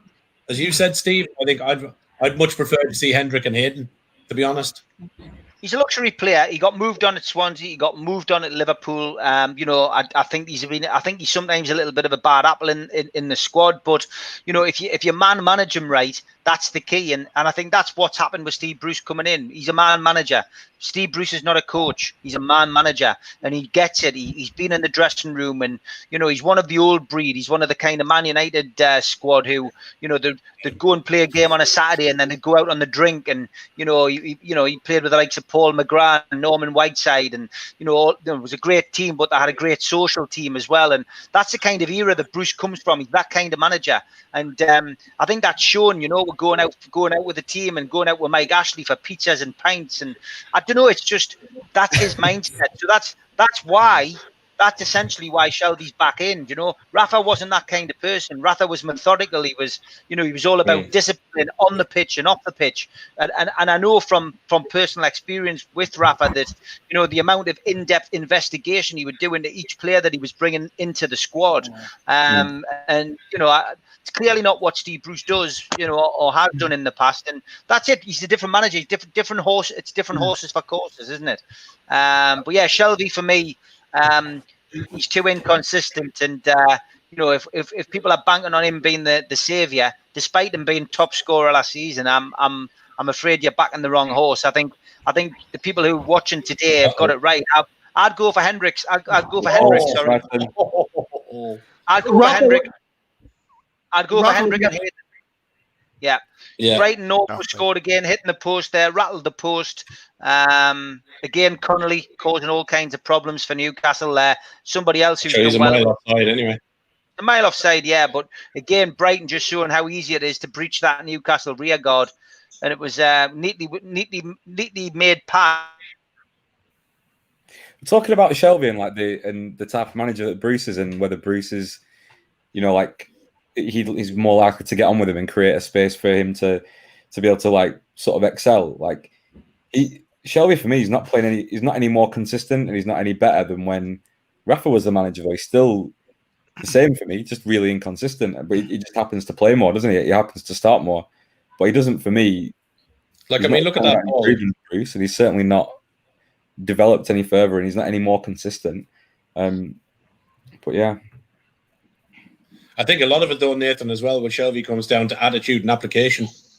Yeah, I think. I think Bruce, Rafa just used to leave him out of the team because he knew he couldn't depend on him, and he'd rather have 11 men that he could depend on every week, wouldn't he? That's why Mitrovic never made any progress under Rafa, did he? Because he just couldn't count on him. He didn't trust him.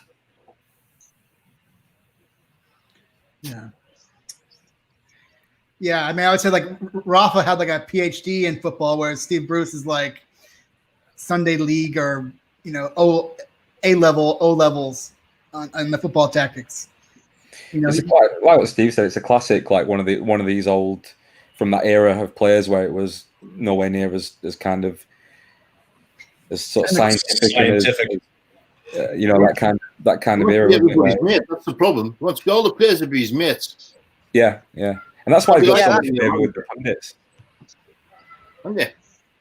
That's right. You're right, lads. It's that old like put your arm around him, and you know you used to be one of the lads. Oh man. Jesus. Like I mean, that's a simple ball from the goalkeeper straight through the heart of our defence to the back line. 2 touches there and a shot on goal. Shuttles there. It's ridiculous. Trossard hit nowhere there. Look where Lascelles is. Absolutely nowhere to be seen. It's parted ways for him. You're just wide open in the middle. Wide open in the middle. You're just going through the middle all the way.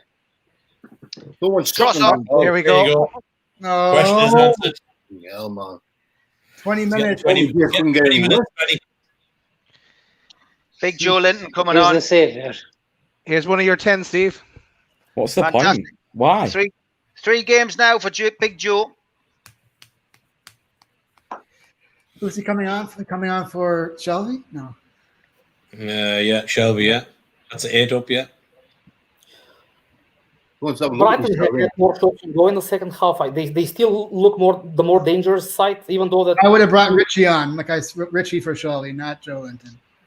It's always good to watch the player's face who's actually getting brought off for Joe Linton.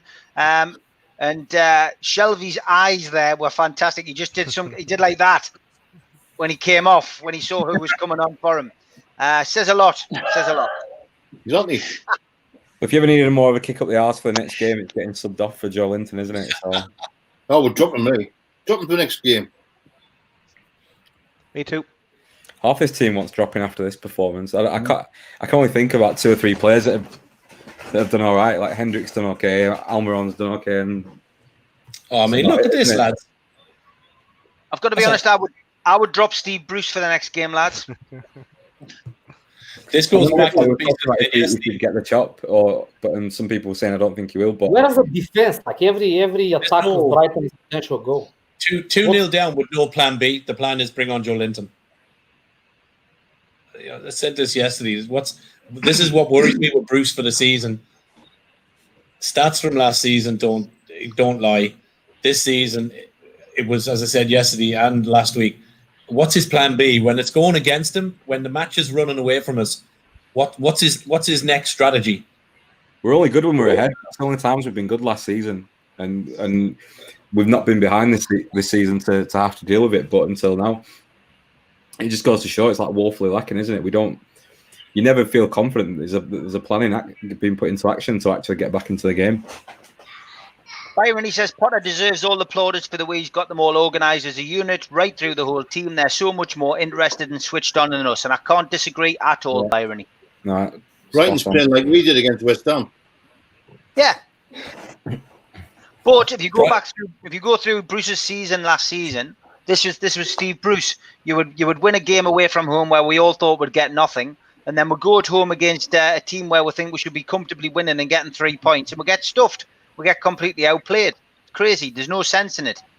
Who's on the deck? Who is that? Is it Hayden? Yeah. Hayden, yeah. He'll get up. Richie, bring on Richie. No more substitutions. Yeah, we've used our subs. Yeah. Oh, Yeah. shit. Okay. He's holding his wrist. No, it's rib. His rib. His rib. Yeah, he got knee in the rib. He used all the Sadly- subs, Ronnie. He used all the subs Yeah. on each play. He has, yeah. We've got no subs. Why would you bring on Joe Linton? That just doesn't. Just to pay. Here's also I mean, Christopher. Stimps, obviously in my fan club, says, looks like Joe Linton's playing on the left where he wants to play. Let's judge him on these games, not the games he's been asked to play as a lone striker. Yep, I've given him 10 games. This is game number 3. We'll see what he does. Not expecting miracles. I'd rather bring Chris Hughton back than have Melonhead for the rest of the season. That's his first. Finally got a nickname for Steve Bruce, Melonhead. I've not heard that one.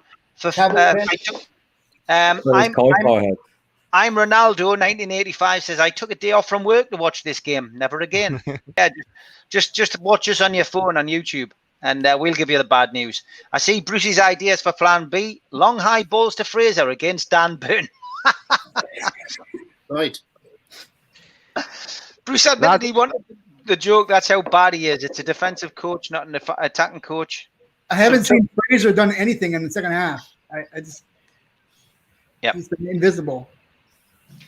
Don't forget, guys, hit the thumb. It's not to give a thumb up to the game. It's a thumb up to us for our unique commentary throughout the game. Give it a thumb up. If you haven't subscribed to the channel, subscribe already. And if you want to make a small donation, click join underneath the broadcast. And if you click join, you can become a member just for $1.99. But please give it a thumbs up and give it a share as well. Give it a share onto your Facebook and your Twitter. It's nice to have different people's opinions to be able to talk through the game. And obviously, with us all going into various forms of lockdown, we'll be continuing to do this throughout the season to cheer you up and to make you laugh, hopefully, during these darker times when we're getting beat. Last week was great, obviously winning a game, but Newcastle on the attack again. Is it a corner? Yeah. Yeah, corner. There's a nice little move there, like probably one of the and clutching at straws, but probably one of the better passages of play we've had all afternoon, to be honest. Yeah. You mentioned clutching at straws, Nathan. We were 2-0 down at Everton after 90 minutes. You never know yet, guys. Never know. It's never over till it's over, and Lejeune proved that night, Daz. You're right. There's that optimism again. Fraser with a corner. We can't bring him on. Shouldn't we got rid of him? Yeah. Brighton clear it. It's another corner. Farouk says hi to everyone. Good afternoon, Farouk. Oh, God. I think the answer is no. When the question about will Bruce be in the dugout when fans are back in the stands, I think no. Yeah. Mike Stewart starting to agree with my theory that Joe Linton's contract has it written that he has to play in every game, but I do believe that's in his contract. If that was the case, absolutely hilarious. So you come out the gym, wouldn't it? Something like that. What's that, Spenny? Come out this morning, and I think it was Luke. Oh no, Liam Liam put it on Twitter that it was up to Bruce if he signed Joe Linton or not, and Bruce give the away to sign him. Okay, Michael Hurst is asking us an impossible question here. Who's been the best player today, lads? Spenny, has there been one? I don't think it's a hard choice, that, isn't it? Wilson's done some decent runs. It's just been unfortunate that Mason. For me. Yeah. Okay. Wilson, I would say. Wilson. Okay, Wilson for Chris. Yeah. Nathan. I think Almiron for me, since he's come on, he's looked lively. He's given us a bit of something different. He hasn't done a great deal at all. So, but like I said, it's there's not much to choose from, is there? But he's given us a bit of something different. He's looked lively. He's one of the only ones who seems to be actually trying today. So I have to say him. Yeah, I will lead. It's 12 minutes to go, but we won't be picking a man of the match, I don't think. So who do you think's played well for Newcastle? Is there anybody who's shone? Spinny Mac. Okay. Martin, what about you? I didn't see the first half, so hard to call. But yeah, Almiron's look good from what I've seen of him on this. So yeah, I'll go with Almiron for what I've seen since I've been on, lads. Mark Cooper says the recorded crowd's done very well. Andre? To me, it's Wilson, the only player who gets some credit. And also, okay, Almiron in the second half, but probably Wilson has been the only bright light in this game. Mm-hmm. Daz? Yeah, I'm torn between Wilson or Almiron. It doesn't really matter, but I'm going to say Almiron because at least he's tried since he come on, and he's been a bit of a bright spark. Jez Bish is really the complete polar opposite to Daz. He says Wilson's going to be relegated 2 seasons in a row with 2 different clubs.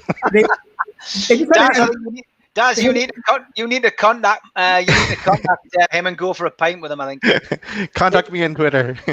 They just showed an interesting stat on Sky. They said last year Brighton and Newcastle had the 2 highest percentages of set piece goals. And this was my hope this year with Wilson and Fraser and other ones, that we'd have more goals from the run of play. But I do think we are very dependent on set piece goals. We usually only get goals from crosses into the box, from corner kicks, from free kicks, and so I thought with Fraser and Wilson we'd get more open run of play goals, but that's yet to materialize. Do you remember a few seasons ago when it was like 2 years from scoring from a corner? When was that? Yeah. Was it like 2-3 years ago? 2011 to 2013, like Demba Ba against Wolverhampton in 11, and then Remy in 2013. It was more than 2 years. Well, we had was under Pardew. We had like 2 seasons ago where most of our goals were coming from defenders, and those were usually on set pieces, headers into the box. We had Kieran Clark and those guys as our top scorers for a while because we didn't get any production from our attacking players. I feel like now that we're getting production from our attacking players, we'll see more goals from the open run of play. So we're less dependent on the set pieces, which is good. This comment about Wilson made me think that Mitrovic for 5 years in England has 3 promotions and 2 relegations, and he might get a 3rd relegation this season. So actually, he's the one to catch in this competition. Yeah, good point. Kenneth Stark says, I get it, no one wants Steve Bruce's manager to call him names is unforgivable. Grow up, and that includes the panel. Kenneth, I'm just reading the comments out. I'm not saying that he's got various features. It's so apologies if you think that's the case. Everyone's got their own opinions though, and I appreciate yours. Ian Hutchinson says the groundsman's done well. The pitch looks good. He's man of the match. Lamptey's got to be man of the match, hasn't he, really? V for Vendetta says the issue I have now with the slow possession tactic. We invite pressure from the press, but the midfield don't create the angles to beat the press. It's so frustrating. Tony Turner says, sadly, I don't think this type of display will be a one-off. And Trulls is interested to hear what Steve Bruce's excuses will be. Local heroes impressed with the corner flags. Well, because Richie's not on, so the corner flags are intact. We still have time to sell Joe Linton and buy Aaron Armstrong, says Jess. Still optimistic, says Barry. I think that's aimed at you, Daz. No, not at this stage. No, I think it'd be nice to get it one goal just to give us something to shout about, but I can't see it happening now at this stage. Could do an Everton. Could do an Everton. I think it's a fairly damning stat when you see we've had 4 attempts to Brighton's 10. They've had 5 on target. We've had none at home. Like that for me is just not. It's not good enough. No. 3-0. There you go. Good night. God Connolly. bless. Shall we turn on the movie, lads? Yeah. Just put goal on. Can we To put be a honest- game on from 95, 96, please? To be honest, Connolly has deserved that today. Connolly, That's been coming. Steve Bruce. Look at Steve Bruce. No reaction. I mean, Don't Yes, call him no- names, though. nothing. He brings nothing to the game. picking his nose. Like, look at this. Look Great at the to see midfield. Gone. Bypassed. Fernandez. Just allowed to run. Like, why is nobody putting a foot in? Like, at that stage, 2-0 down, why is any defender or midfielder not putting a boot in and taking a card for that? Too easy, that. Lascelles. Like, what's the Shells doing? Keogh. Oh, here, man. Going back to what you said, Steve, at the beginning of the show, it's like watching a training ground. This has been like watching a training ground. I think they're thinking on the training ground where they're playing. Are we going to sign that guy on trial? Put somebody in that can play.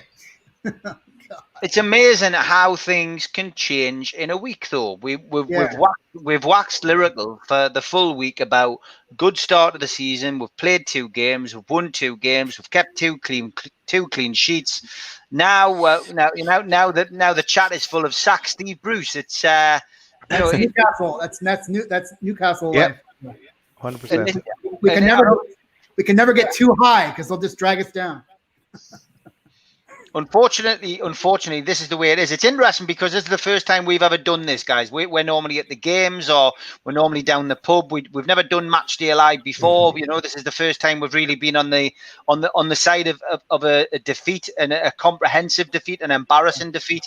So it's interesting to see the comments coming in from people. But when people watch this back and hear that we were quite optimistic at the start, we all predicted either a win or a draw. Nobody predicted a defeat. To see how it all pans out, it is quite strange, isn't it? I think the difference between this game, obviously, there's been a massive difference in terms of effort and work rate, but the difference was going behind really early because we don't have that character to get back in. Wow, that was a high. Oh, yeah, it was an unfortunate. It was an unfortunate raise of foot into Lewis's face. I'm not sure what kind of damage he's got there. I think it was it white?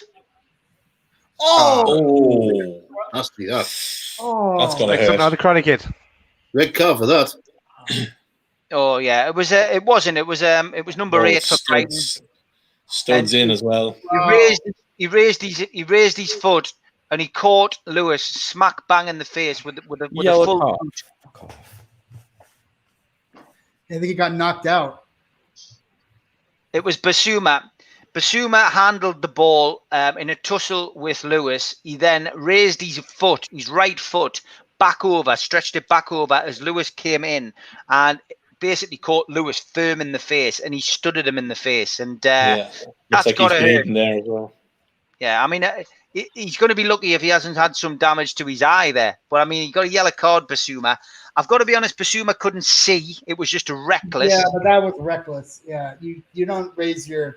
There's no excuse to raise your cleat above your. He knew he was there as well. He knew he was Your waist. He knew he was Never there. gonna get the ball.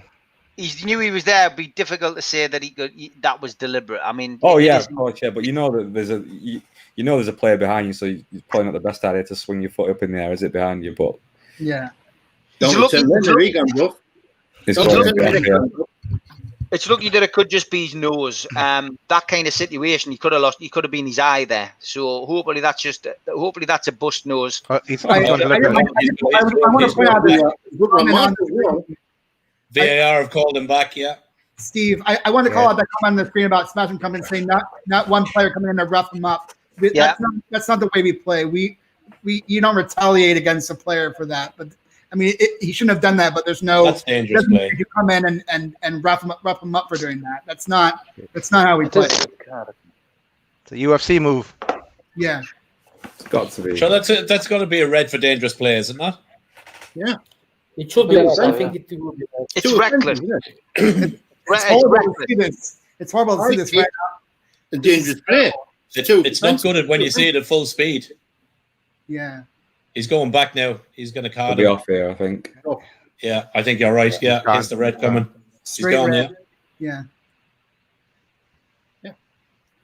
That's fair. Yeah, right call. Yeah. Good Like call. It's fair, but it will not change much. Red card, Basuma's off. Reckless challenge. Got to say, in defence of the kid, he didn't know he was going to hit Lewis in the face. He wasn't looking at it, but it was just reckless. Stupid challenge. Daft to make. I think as a Newcastle fan, you just wish he'd done it. He's holding on to him, so he knows how close he is. He knows he's there. He's holding It on looks to like him with his arm. It looks like it's the forehead anyway. Luckily, He wraps his arm around unluckily. him. Just a stupid decision to stick his foot up there. I Yeah. think. I don't think it was malicious, but just a bad decision to stick his foot in the air there, wasn't it? So what's our 5-minute plan to score 3 goals here? 4 goals. We need to resume more than ever. Yeah.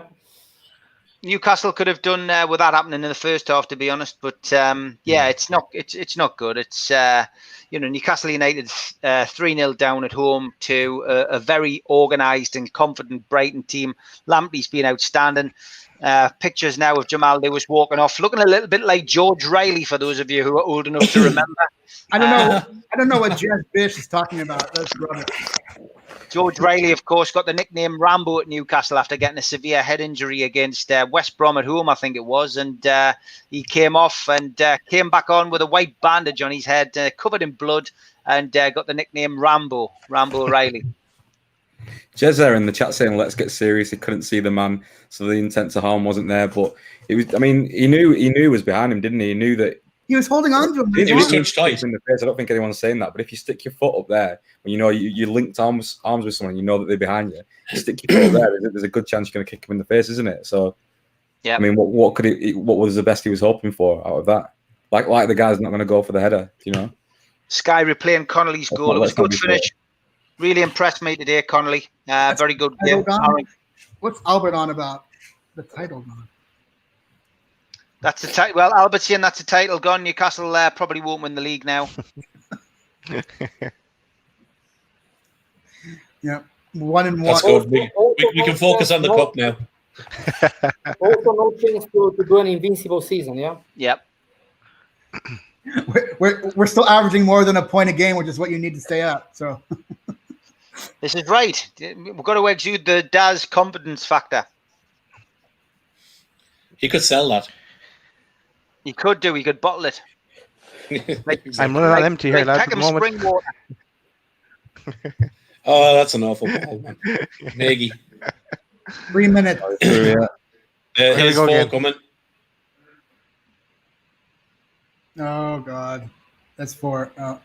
He didn't take it done. well. Not Meg. Okay, Hendrik. Good to see Buddy's back a little bit too late. 3 minutes of extra time, a minute already played, 91 on the clock. Newcastle down 3-0 in the opening home game of the season in the Premier League. And disappointing, it has to be said. At least it'll give us a chance to freshen things up again. We make the changes that I think, Martin, you suggested a number of changes for this one, but now's the chance to change everything up from the goalkeeper all the way. Even change the tactics as well. We're going to be playing Spurs, who are. I think we need to see Raji Ritchie for Spurs, because we've just got no life in this club right now. I tell you one thing though. The next 4 games are not easy games. No, I mean we've got Morecambe on Wednesday night. Then we've got Tottenham on Saturday. We've got Brighton the Saturday after, Burnley the Saturday after, sorry, and then Manchester United, and then Wolves away. Yeah. We're lucky that there's no Bale. The Bale is out for Tottenham. Could you imagine having Bale facing us in his first game? Just terrible. I'd be more worried about Son. Yeah, I know. I'm saying those. I mean, all the attackers for Tottenham scare me. It's Spurs put 5 away today at home against us in a week. Oh, could There's a be plus about horrendous. that. Spurs have got 2 games midweek as well. They've got the cup and they've got the UEFA Cup on Thursday. Thing is, they've got the bench though, Spenny. Normal service has resumed. Oh, God. Tottenham's it's unpredictable like us, really, aren't they? Our Leeds first lost. What does that mean? It's his first loss as a Newcastle fan. Get used to it, mate. No. Last season we lost a lot at the end of the season. Our Leeds been That's it. following the entertainers. Game over. I got that done. Yeah. You only have to sit through half it, Martin. Final Yeah, I score. know. Yeah. Final score: Newcastle United 0, Brighton 3, and Lamptey getting the plaudits. Certainly man of the match for me. Yeah. Sharply followed by Connolly and Mopey. Certainly more attacking nous and defensive nous from Brighton. Newcastle completely outplayed. Didn't have an answer from start to finish. Alan Maximum limped off after giving away a penalty, and Newcastle at 6s and 7s, and the panel essentially we never saw that coming, Spenny, did we? Not really. Are they playing home Brighton Newcastle? were well organised. I think they did the homework. We should have done what they did. We were there, like I said earlier on. Brighton played like we did against West Ham. Just shows how poor West Ham are as well. Tell you the truth. Yeah, Nathan, we couldn't have predicted that, mate, could we? I mean, we're all expecting something out of today's game, but a comprehensive 3-0 defeat. And let's face it, Brighton hit the post a couple of times. Could have been more. Yeah, they've had our pants down there, haven't they? Really, I think it was always going to be, interesting to see how this team were going to come up against when we came up against some adversity, and see how we were going to do in that kind of situation, because the first game was pretty easy, and the second game was difficult. The cup game was difficult to tell because it was we didn't have our first string team out. But what was really concerning for me was the lack of idea and the lack of effort that was going through the team from front to back. Really, we didn't really have an answer to anything. They ran through us at times at will. The third goal of theirs was like just a nothing ball out of defence that made its way through to. Into a dangerous area, and we gave ourselves a terrible start with just a mad 5 minutes at the start. So the most worrying thing was we had, after going 2-0 down, we had like 85 minutes to try and affect some change and to do some things differently. But yeah, nothing seemed to change until too late. We came back into it a bit in the second half, didn't we? We had a few more chances, but we didn't take. We had two to my mind, 2 really good chances. Wilson had that header, and then there was another effort as well, which we just didn't take. We weren't clinical, and we knew we probably weren't going to get a lot of chances, and we weren't clinical when we got them. So, yeah, I think not a lot of creativity and a really poor effort from all the lads on the pitch today. I don't think that fight was there at all today, which we really needed. Yeah, Al-Walid, disappointing day at the at the football club today. Newcastle losing 3-0. Al-Walid. Yes. I think we lost from the beginning. We were mentioned Plan B, but actually we mentioned that there wasn't a Plan B. But for me, actually, there is no Plan A. Actually, we didn't see Plan A.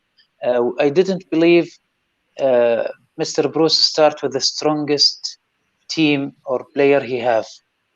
I think this is going to be lesson for Bruce to start with the strongest player on the bench.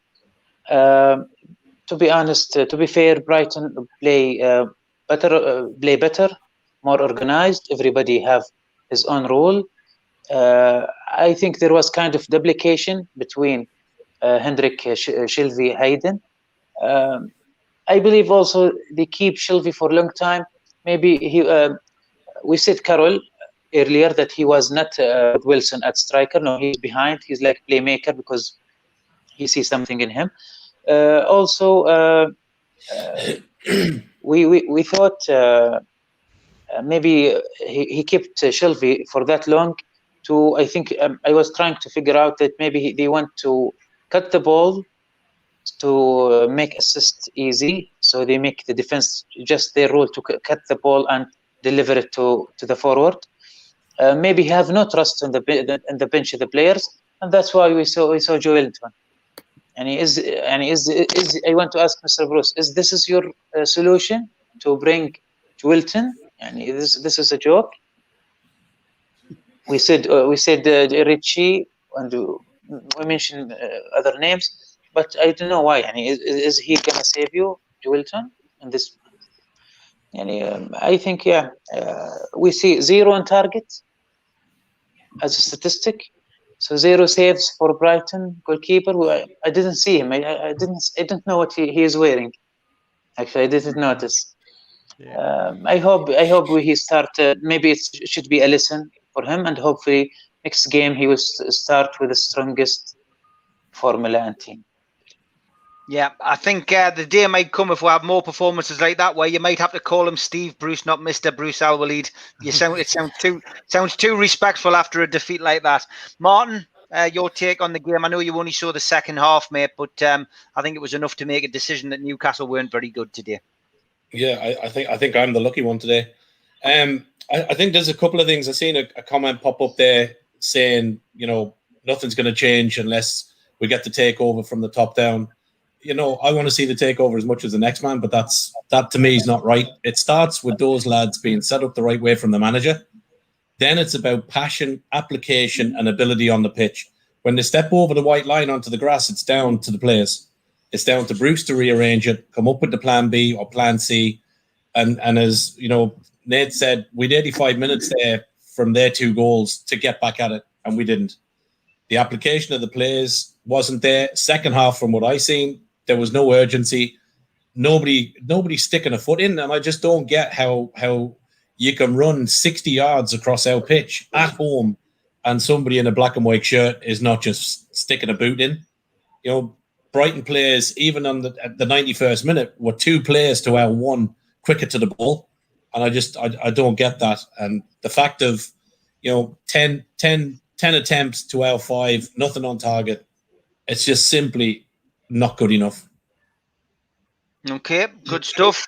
Chris, from your point of view, Brighton were good today. We can't take anything away from the visitors. Brighton were organised. They came with a game plan, and their attacking players turned up today. They were superb. Connolly, Maupay, Lamptey in particular, were outstanding. And, you could say that maybe Newcastle made them look good. There was accusations of West Ham doing that to Newcastle last week. But what was your take on it today? Yes, I actually want to make a different point, Steve. I don't want to say that the players and everyone takes their cues from social media, but there was so much hype about, we've made some great additions in the closed season. We got off to a good start in the league and a good start in the cup, and sort of saying everything is kind of fixed and we're nothing like we were before. But I feel like the game was lost before it even started, and that we've sort of not resting on our laurels, but sort of saying, okay, we've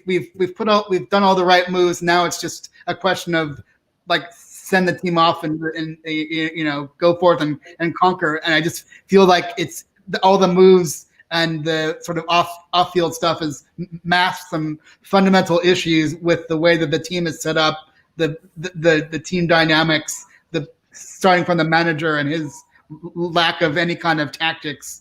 I think that we were all happy talk for the first 2 weeks of the season, but this team is, the way that they played today is much more sort of what we should be expecting than I think the first 2 weeks. And it really is going to take some reckoning behind the scenes and saying what is the best 11 we can put out there. Do we want to get stop relying on Shelby and Hayden to produce something that they're just not going to produce? How much do we rely on the new guys? We can't expect we can't expect Wilson to be a 20-goal scorer from week 2, or Fraser to be providing 20 I mean, there's some fundamental flaws with this club, and this is a real reckoning and sort of closer to the baseline that we should be expecting than the first 2 optimistic weeks. So, try to be all downer, but I think that's what we see is what we get. Yeah, okay. Andre, sum up that game in the best way you can. Well, it's they totally ruined my weekend. I'm very disappointed. I was having a very good weekend up until now, and now I need to go out because I cannot take all this misery. Really, really poor, like 0 shots on goal at home to Brighton after all the expectations and after all the build-up. And there's this movie like Gone in 60 Seconds. This game was like Gone in 60 Seconds in the first half. Really, like Tariq really destroyed them for the first 10 minutes. Awan Saint-Maximin was never in the races, and he went off after 20 minutes. Like whatever could go wrong went wrong this game, and I'm really, really disappointed. And really, what we talk, like Bruce, all the good games last season, like Newcastle started well and the games went well. Newcastle United never had a good game last season when things started against us. And this was another example. And this is why people say Bruce doesn't have a plan B. He cannot turn a game around. He tried second half, taking off Carroll, putting on Almiron, moving to 4-2-3-1 like a tactic. Putting Joelinton off after 70 minutes really shows that he doesn't trust him. He doesn't rate him, actually. So very, very disappointed. But still, it's early days. It's the start of the season. Let's hope that the transfer window is still open by the 5th of October, by the way, which is another 2 weeks. So let's hope it's an alarming call for them to see that they need more bodies in. Also in defense, like we were talking that we are well covered in central defense, but Lascelles and Fernandez were very poor in the second half. And as I said at halftime, credit to Brighton. Really, like Graham Potter, terrific job that he's doing there. Totally new team. Like they got rid of some players in the summer, Montoya, Duffy, Aaron Moy, and he's bringing in young new players. And you can see that they have a plan. They have a tactical idea of how to play football, possession football. Very, very good game by Brighton and deserved winners. Mm-hmm. Daz, normally very enthusiastic. You can't really become, the next couple of weeks, can you? When you put a performance like that, he needs to go back to the drawing board and start again. Yeah, to sum it up, Steve, it was absolute shite. Yeah, today, and but let's really look at it. Like this is the Newcastle as we know it. Or we've come to know it over the last over the Ashley years. We're not the entertainers that we used to be. We still follow Newcastle. We know what to expect. Look at it. They had a bad day at the office. No one turned up. Absolutely no one. But look, they can bounce back. They've bounced back before when we least expected. Like look at beating Tottenham last year, and like there's good days and bad days. We knew we weren't going to be anywhere near that 10th position. Well, I that's what my feeling. I thought we've kind of found our level now. Like we're going to have good days, we're going to have bad days, and mix it up for the next day. And when I say the next day, I'm talking about the next Premier League game, because he's going to change it up for the cup. He needs to mix and match there as well between his 2 squads, let's say, to get through. But look at. There's 36 more games. There's a transfer window still open. I think now we need to, as well as looking at the loan market and bringing in another striker and another central defender. I think we need a midfielder now. Like Shelby is proven himself not to be.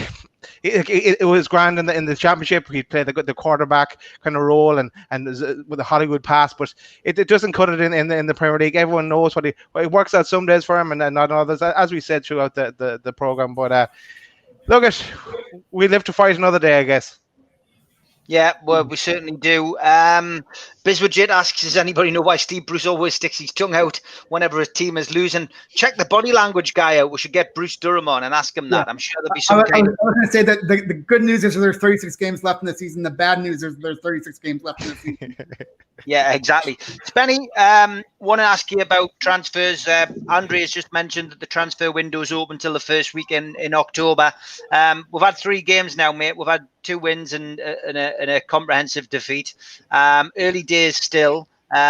You know, do we need other players in? You know, Martin Daz has just touched a little bit on what he would bring in, but you know, do we need to strengthen in certain areas? Where would you like to see us strengthen before the transfer window closes? Well, looking at that performance, we need a creative midfielder for definite.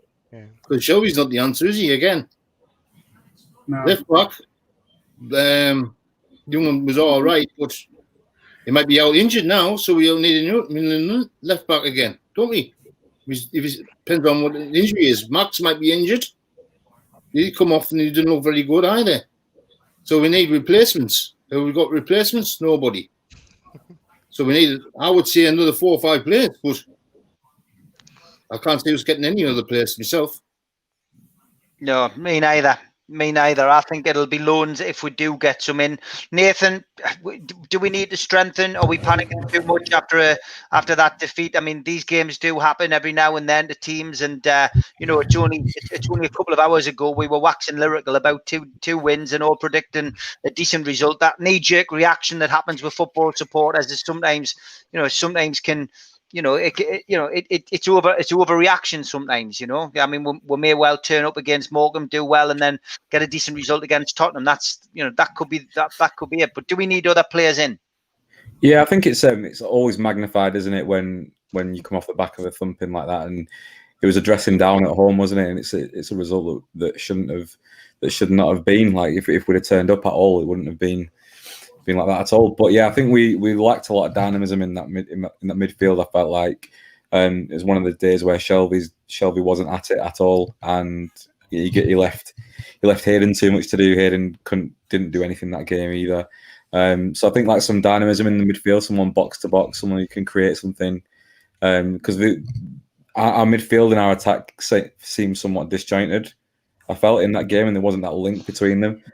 When can give us that link, I feel like, and when we don't have Saint Maximin running the ball out of our half and linking those two phases of play, then we look like we're really struggling. Yeah. So.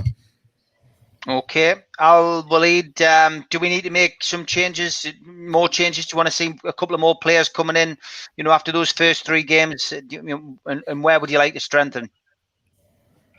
Actually, of course, we need, but you know, we need the most, I believe.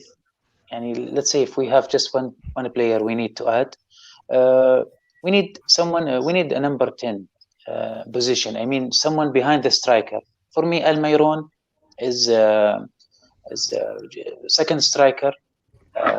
Saint Maximin is better always on the sides. We try to put, and I saw Carroll, he put Shelby in same position of Carroll. After Shelby, Hendrik become behind the striker. After that, Wilton. So obviously we need kind of a player like same position of James Rodriguez and Everton, like Coutinho, someone who can create thinking. He left his head up, and as we see, this is. I believe we need that kind of a player, and they are a player not very expensive who play good in this position. Okay, Chris, your take? Yeah, I mean, like I said before, I think that we just need to fundamentally go back and just redraw everything from the optimism of the first 2 matches.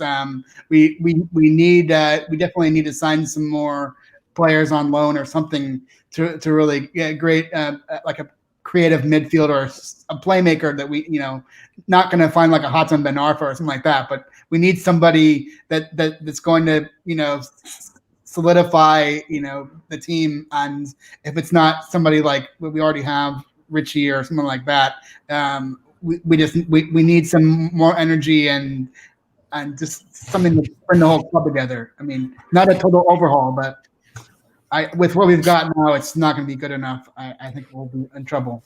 Okay, let's bring in Malcolm. Welcome back, Malcolm. It was all looking rosy prior to the kickoff. 2 wins, 2 clean sheets, progression in the cup. Typical Newcastle, though. We play Brighton at home, and we get cuffed 3-0 and don't have a shot on target. What did you make of today's game? Yeah, they scored 3. They hit the woodwork 3 times, and Darlow had to make a number of saves. and yet we didn't test their goalkeeper once. That's absolutely shocking, particularly at home. In fact, it's embarrassing. And the way in which the back four were stepping back all the while, whenever Brighton were going into the box, I found it quite alarming. And whenever the camera went across to Steve Bruce, it didn't seem as if he was seeking to put any information onto the pitch. He wasn't looking to make any particular change of how the team were playing. I found it quite shocking, and there are things like with Sir Maximin early on, he was sort of being pushed back into the left back spot, and he's not a good defender at all. Somebody should have just been getting in behind him and talking him through it and being a cover on him, and they just left him isolated in one against one situations, knowing he's not a good defender.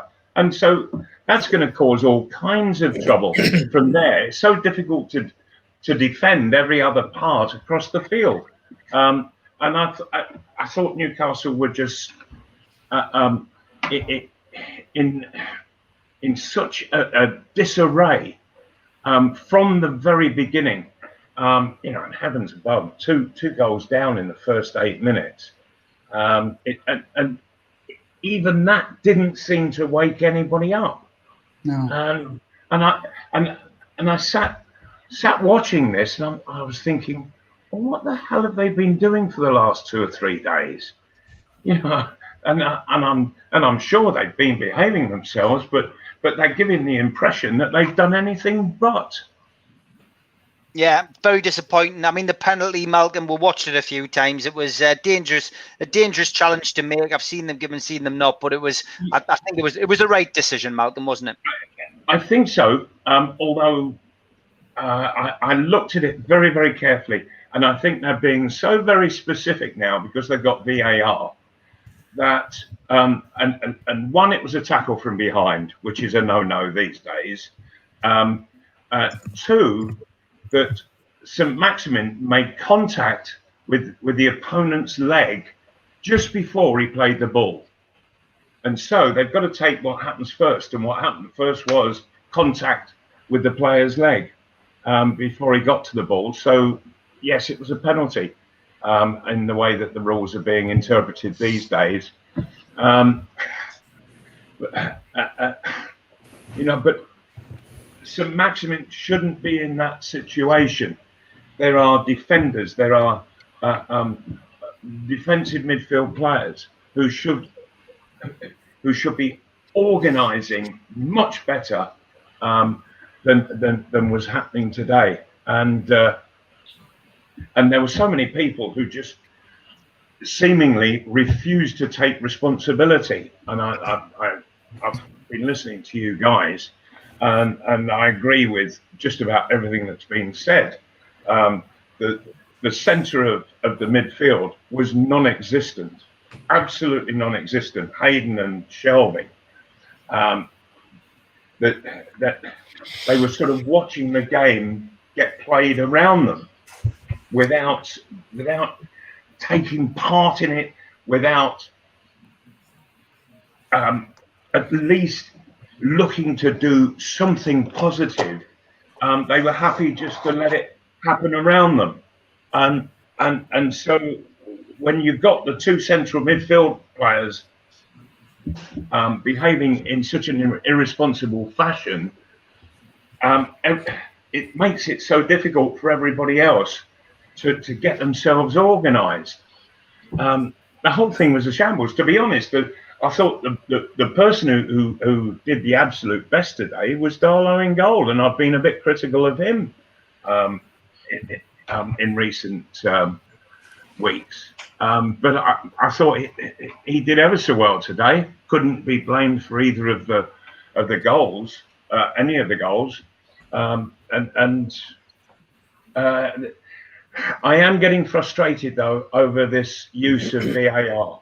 In the first 8 minutes, the referee was was in contact with VAR 3 times. You know, the first 8 minutes, for heaven's sake. You know, and similar in the game before, which was the Tottenham match down at Southampton. Too much VAR for me, and they're going to kill the game. You know, with these constant stoppages, with referees stood in front of the screen, and I'm not saying that we go back to the old ways, but they have to make the use of VAR something special, not just an everyday occurrence all the while. Yeah, I agree, Malcolm. Last point, really, Mal. Transfer window's open till October. Where did Newcastle need to strengthen? Central midfield. Have to. It was non-existent today. I thought that was the weak spot against West Ham, and West Ham couldn't capitalise on it at all. And we have to have a lot more from Steve Bruce and his coaches. I thought it was awful today, where there was literally it was crisis after 8 minutes, and nobody on the sideline seemed as if they really cared or bothered or wanted to correct it, wanted to put it right. It was, oh well, it sort of happened, and that was it. And I'm sure that wasn't the case, but that's how it appeared, and that ain't good enough. It really isn't. And I hope Mike Ashley was watching. Malcolm, what do you do as a player if you're in the game's going that way and it's going terribly and you don't have that leadership from the sideline? What do you you do it on the field, and it should be there from the very beginning. But I didn't see anybody seeking to lead. Lascelles, the captain, not really. The central midfield players, no, it didn't come from them either. And so when it's not coming from the centre of the park, then it's not coming at all. And nobody seemed to. Did you once see a Newcastle player go and point the finger and give information out, look to improve those around? It wasn't happening. There was no communication at all, not on the pitch nor coming from off it. And well, you can imagine that they went in at half time into the dressing room and just sat there for 15 minutes in total silence. I can imagine them not even getting a dressing down. Like you think some managers would be getting the hairdryer out, but it wouldn't even surprise me if it was just like a bit of a not even an absolute mauling like from the manager. There was no difference, was there, to the start of the second half, and to what it had been through the first half. And so I just sensed that nothing had happened in the dressing room, and if it had, then why didn't people take notice of it? Why didn't things change? And particularly after getting such a good win down at West Ham, this is absolutely shocking and is exceedingly worrying for the remainder of the season, and we've got a long way to go. But Malcolm, very worrying this. Is there anyone off the bench you bring in, like Richie or the Longstaff brothers, or anyone that we already have that you would see? In all honesty, I would have brought Richie on, because I think Richie is terrific in a crisis. That he is one player. He'll go up and back, up and back, up and back. He communicates with people. He points the finger and gets them going. He's not the greatest player in the world, but by heavens, he gives his all. And there just wasn't anybody who was prepared to do that today in the original 11. And why he didn't bring Richie on, when I saw Joe Linton ready to come on, I thought, Steve Bruce, you might as well be waving a white flag. Malcolm, Who would you like to see come in that centre midfield role? Like, let's say instead of Shelby, someone that would be attainable for Newcastle. Anyone that comes to mind? Well, I'm not sure who's attainable, but what I'd like to see is somebody who organises, is prepared to organise, and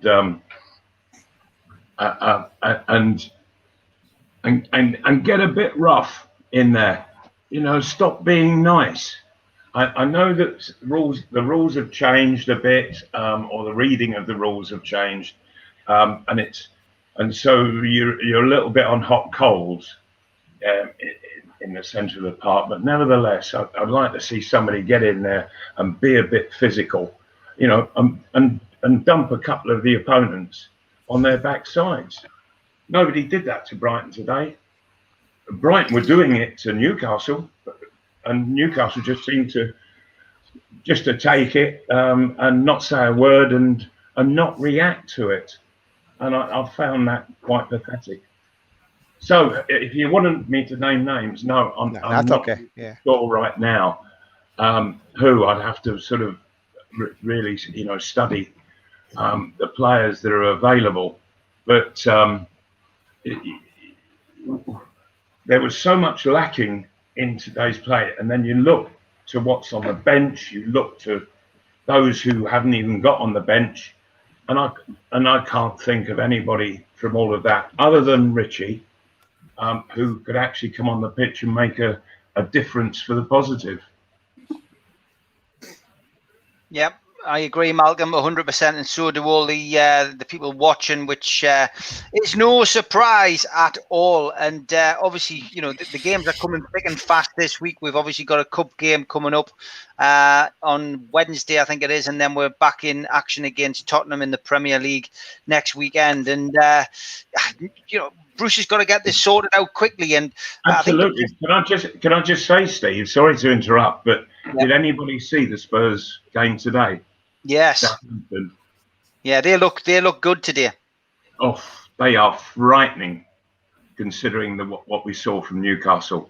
Absolutely frightening. And if Newcastle do not buck their ideas up in the next few days, they are going to take an absolute tanking against Spurs. I think the stat that came up earlier on there was something like from Lee Taylor, five wins in 21 games, Andre. It's not good enough, is it, mate?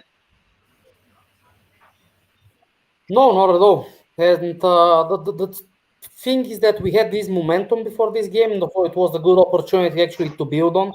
Now it's back to square one. And statistically, the good thing is that Joelinton has 50% of his goals against Tottenham, so they're one of his preferred oppositions. Banker, so. But I'm more looking forward to the Morecambe game. I hope they get a good result on Wednesday, and this helps their confidence, because today was really, really poor, and vice versa. Tottenham are building confidence, and now that they got Bale and their spirit is up, it can be really ugly next Sunday.